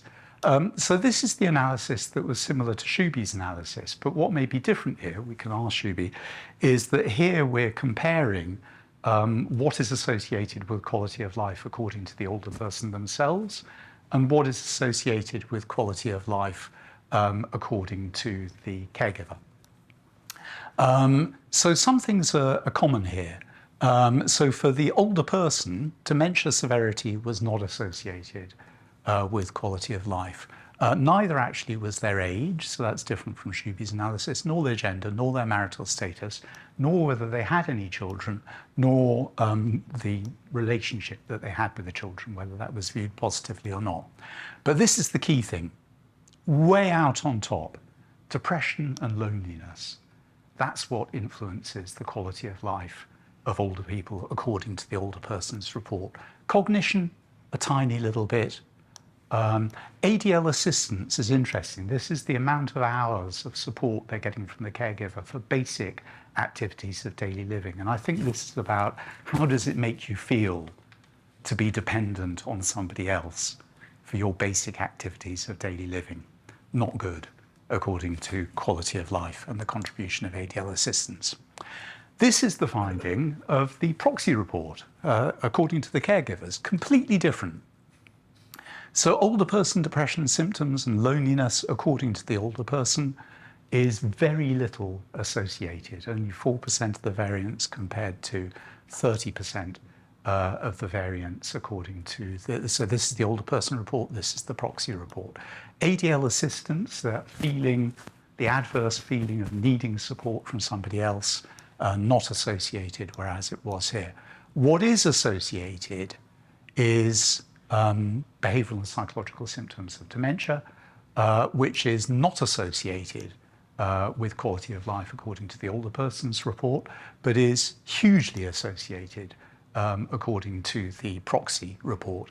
And what's interesting is that when you put both of them into the model together, it's the distress. So it's not the severity of the behavioural and psychological symptoms of dementia, it's the amount of distress that the caregiver who's providing the proxy report is actually feeling. So I think the difference here, at least from these data, suggests to me that it's the internalizing problem, the way it makes the older person feel to have depression, to be lonely, to have cognitive problems, to need support from other people that may not be evident to the proxy because they're dealing with all of that in their head while they're still capable of doing that. So it does seem that the proxy report, to some extent, is measuring something different.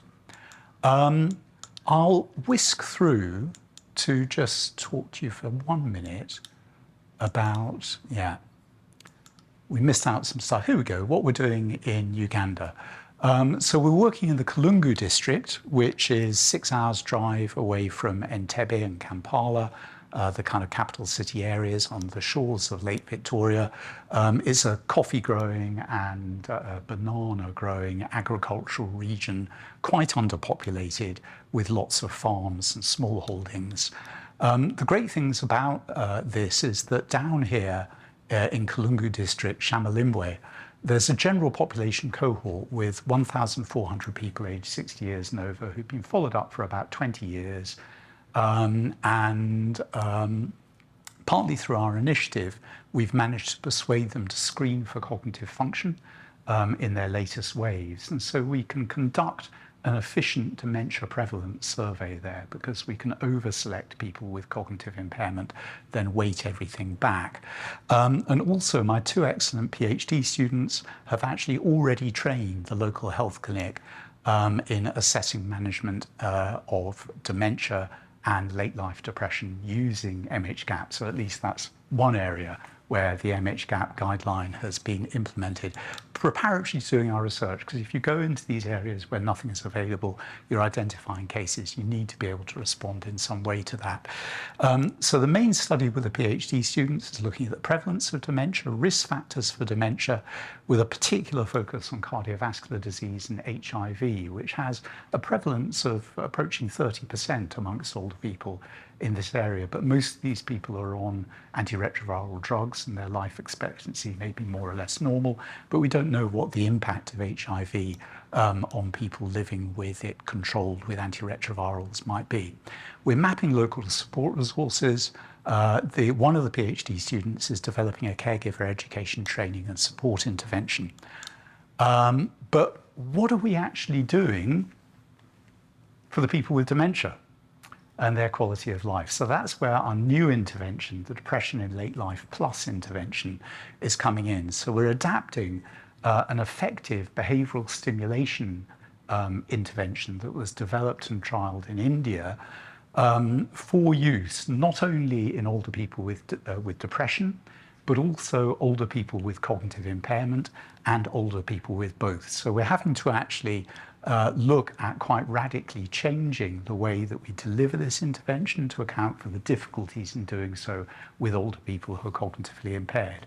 But the basic idea of identifying pleasurable activities that have been foregone, particularly social activities, these are the community kind of social activities in rural Uganda mapped for another project. And these were very strongly inversely associated with loneliness in a previous study that was done amongst older people. So you need to have that cultural relevance and think about what activities might have meaning and value for older people in that setting, where there's some feasibility within the home, in the village, outside in the community, to find different ways of them participating more fully in the social life of their family and the community that they had foregone. So it's these 2 elements. It's addressing depression, it's addressing loneliness, it's addressing these 2 kind of major components of quality of life impairment amongst people with dementia. And so that's finally what we're going to be doing. And we've got a bit of wildlife on the shores of Lake Victoria there. That stork, which was enormous, was sitting on the roof outside my hotel room. And I snapped a photo, and as I snapped the photo, it took off. But I thought that was quite a nice image of hope and renewal for what it is that we're trying to do. So I really do hope that we get the chance to do this. The people that I'm working with have agreed to start the work of adaptation of the intervention without funding, and we're currently involved in applying for research funding to actually be able to do the honing and piloting of the intervention, and then a pilot trial to look at the implementation strategies and how to make those work and how to conduct a proper randomized controlled trial. So this all takes time, but without evidence, the trouble is you can't make progress with these things because it'll never make its way into a guideline, and if it's not in a guideline, the ministries of health won't pick it up and won't use it. But if we can get something like this done there, try it in some other countries in the region as well, then I think we might be able to get the ball rolling. Sorry for going over time. Don't apologise. Thank you very much. Take a couple of questions if we have any in the room. Any questions? Just raise. You've made quite a lot of. Sorry, I'll just stick you behind that for. Yeah. You've given quite a lot of reference to older people. Yes. Without age. Yes. Is age. Just a number. Is age a number or is it a condition?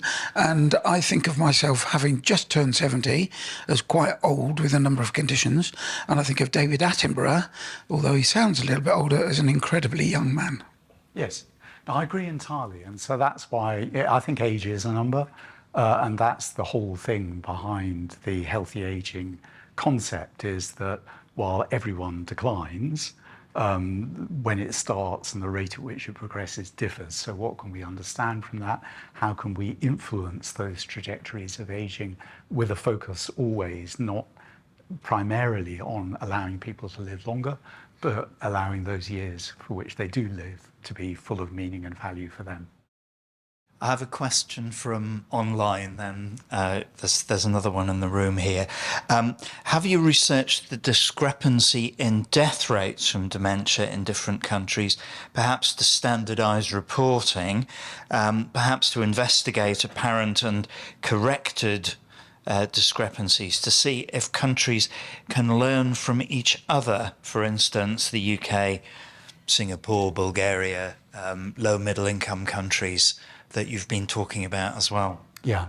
So I think this is a really complicated area. So we've studied this in low middle income countries as part of the 1066 study, but that was done through our research. So all of the people involved in our research, if they passed away, we did what's called a verbal autopsy interview. So that means after the event, contacting the family and asking them about the circumstances of the older person's passing and what led up to it, so that we can not only identify the death, the date of death, but also a possible cause of death. So we've published on that, and there is no doubt that dementia is a significant underlying cause of death with a greatly increased mortality.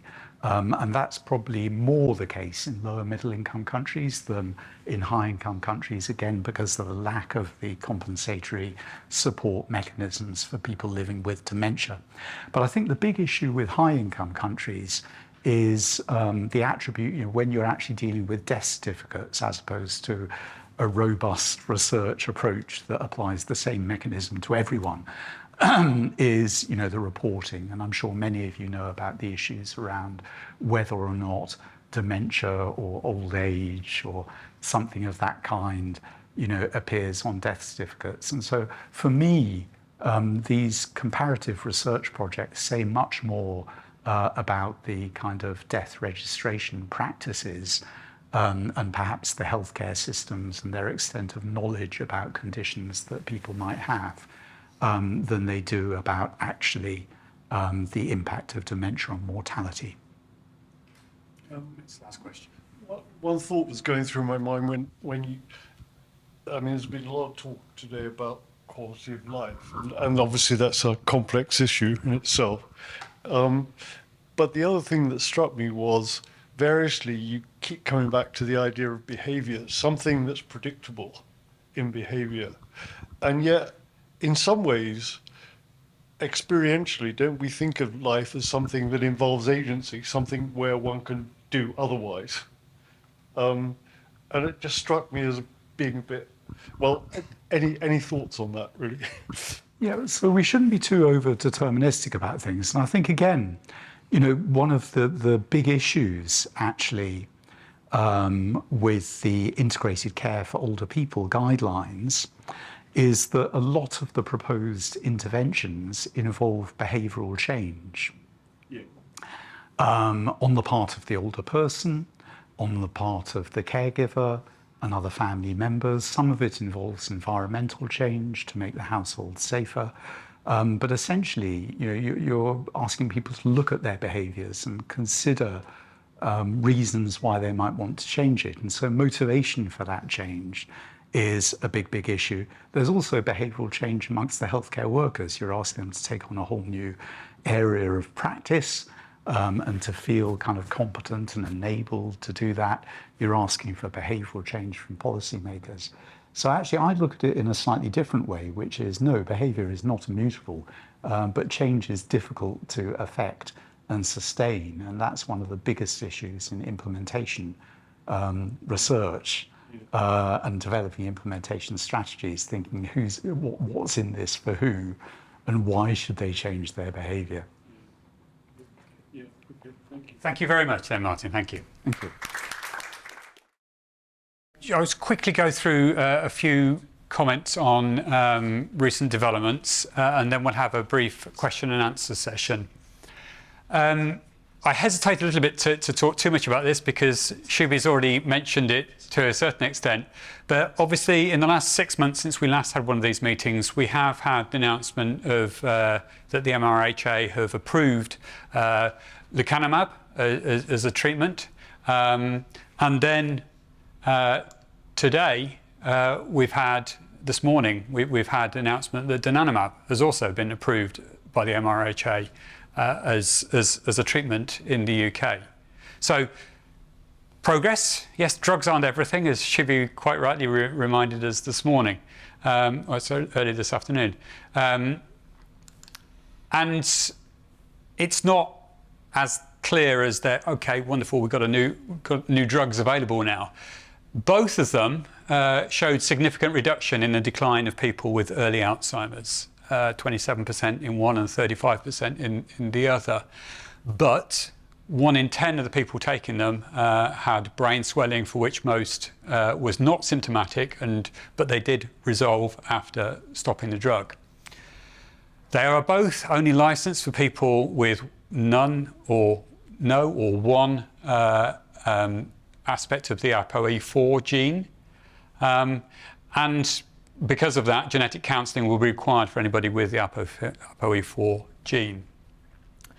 And for both, NICE have decided that the benefit has been outweighed by the cost, and so therefore there isn't sufficient funding within the NHS to provide these treatments currently. Now I know that debate is ongoing. That's not necessarily a definitive answer.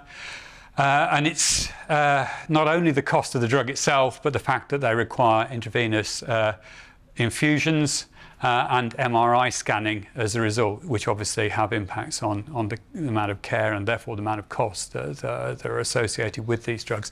But as was intimated earlier, these are the start. We will learn from these, and we will develop new drugs that will come out following these, and hopefully, as we've seen in other areas such as cancer and multiple sclerosis, new drugs do better things, and we will learn, and what will come through in a few years' time will be better than what we're currently seeing.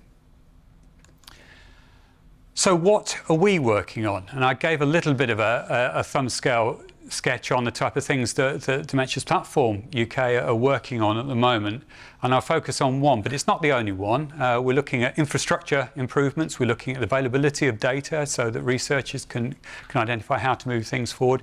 We're looking at the mechanisms, how we can bring imaging into mental health, brain health and memory clinics, and how the use of other techniques such as alongside or as well as imaging, such as capturing cerebral spinal fluid from patients to understand what is actually going on. But in some senses, the holy grail, if you like, at the moment is blood. How can we use blood? Giving blood is quite easy, quite cheap, and quite straightforward. If we can determine what's going on from blood, it saves expensive imaging costs and other things. There was funding available for a challenge to understand the biomarkers that we can identify in blood was given out primarily by Alzheimer's Research UK, but alongside others earlier this year. And there was a degree of publicity. It made the front page of the Times, it made breakfast television. And 2 awards have been made in this area. One out of University College London, which is focusing on the lead biomarker as known at the moment in terms of phosphorylated tau in the blood. And then another one that Dementia's Platform UK are working on is looking at a much broader set of biomarkers. There's one that's outstanding at the moment, but there's a range of other biomarkers that we can identify from blood. And this is now taking shape, and we're about to start. We've identified 28 sites around the UK. We're very keen that we want it to be representative of the general population that are going into memory clinics. We don't want it just to be the usual type of people that go into research, which, to be frank, are usually well-off, white, male people. We want them to be representative of the general population. And so there's 2 aspects to it. We're talking about here the randomised controlled trial, which will be very much the end of the process. We're embarking on an observational trial at the moment to make sure that we understand how different people in society are impacted by different things. ApoE4, I mentioned a moment ago, with regard to lecanemab and donanemab, is a well-known as a gene that is associated with dementia, but it's predominantly in the type of people that we see that go into the research studies. Can the same inferences be drawn about people from different ethnic subpopulations or people with, is it representative across the whole population? So we're going through that observational study at the moment with a view to moving to this randomised controlled trial in a couple of years' time. 2 hypotheses. The biomarkers that we identify in blood improve quality of life. And we've been hearing about quality of life earlier. So it's not just cognition, it is quality of life in general.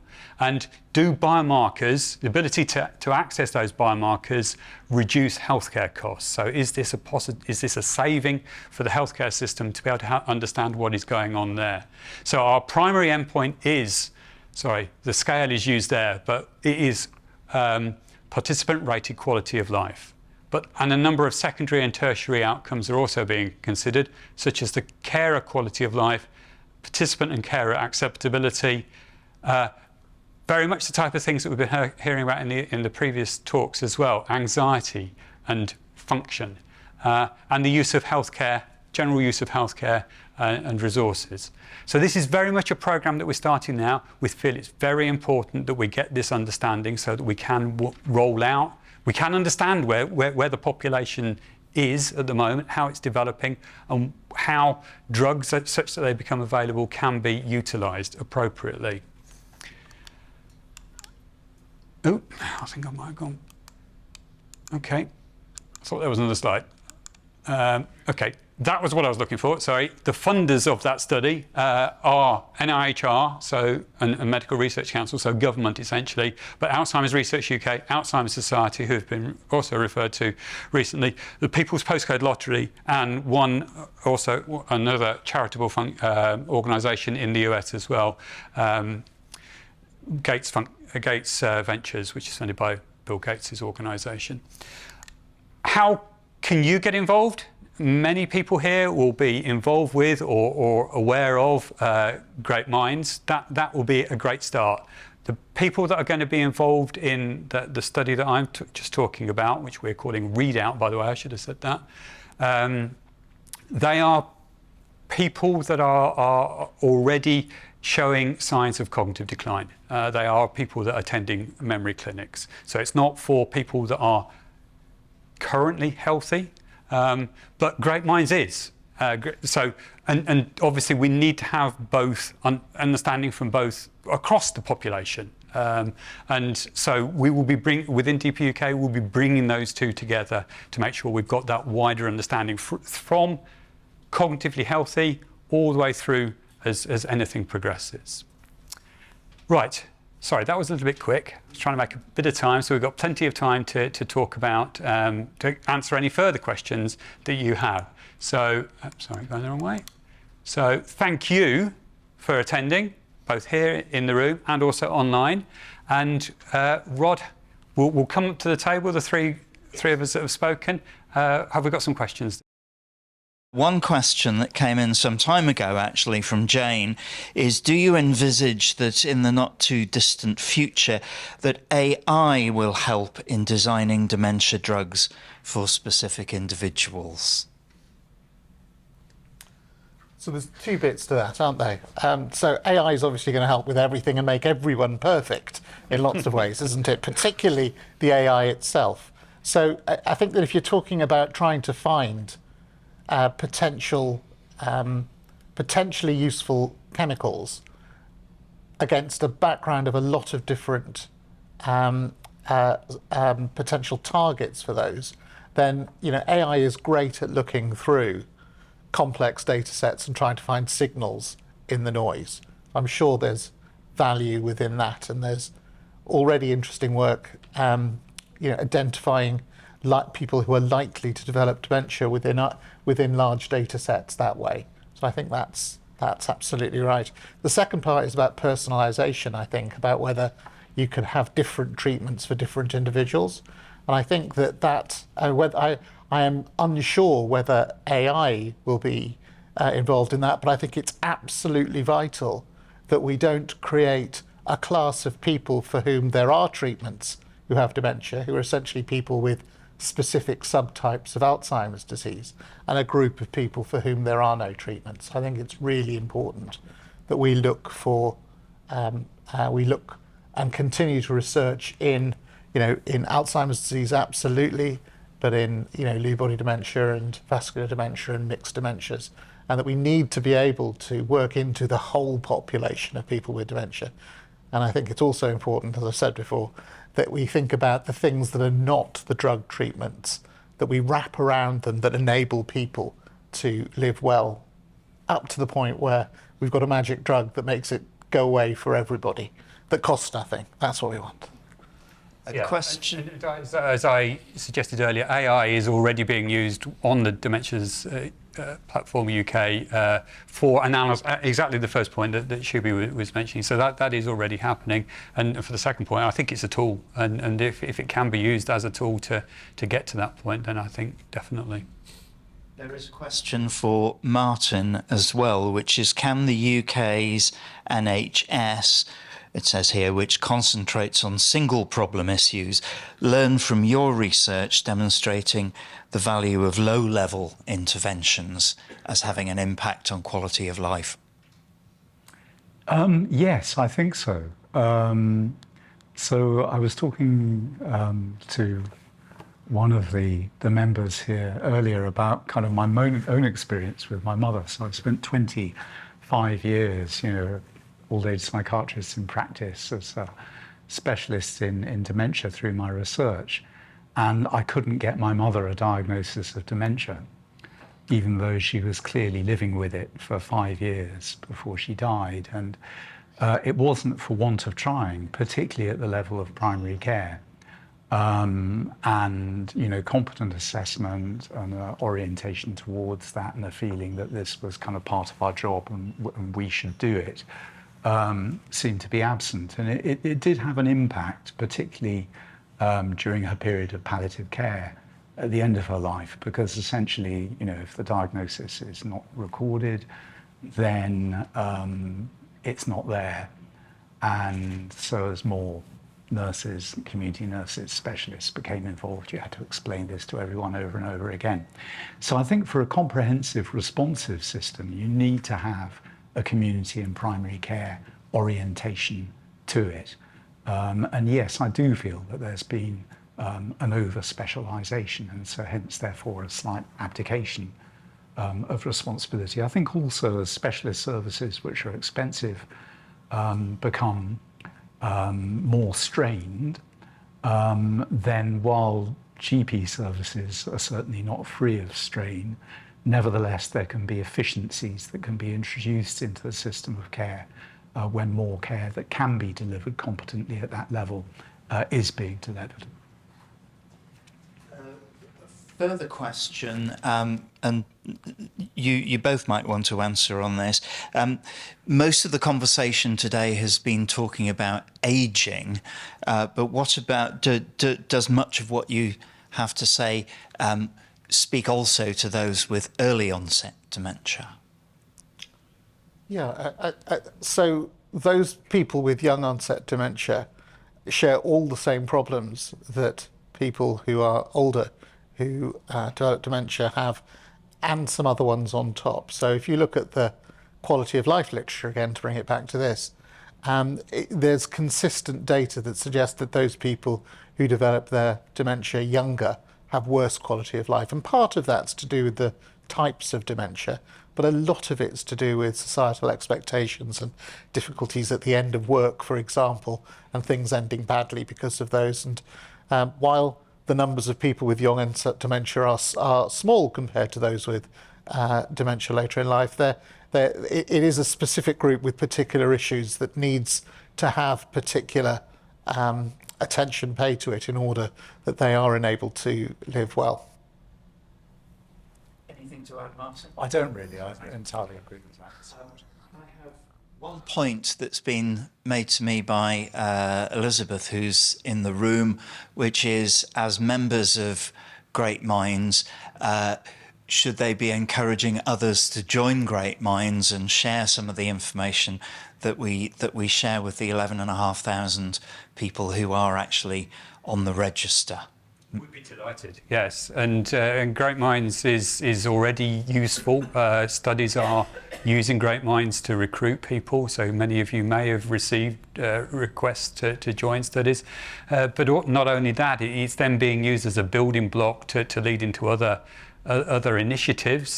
So some of you may have been aware of FAST, which is looking at the acceptability of going into to secondary care settings to take blood and what you feel about that, which will then feed into studies like the readout study that we were talking about. So absolutely. At the moment, we need you to go, anybody that is thinking about joining Great Minds, to come through Join Dementia Research, which is a good thing to be thinking about anyway.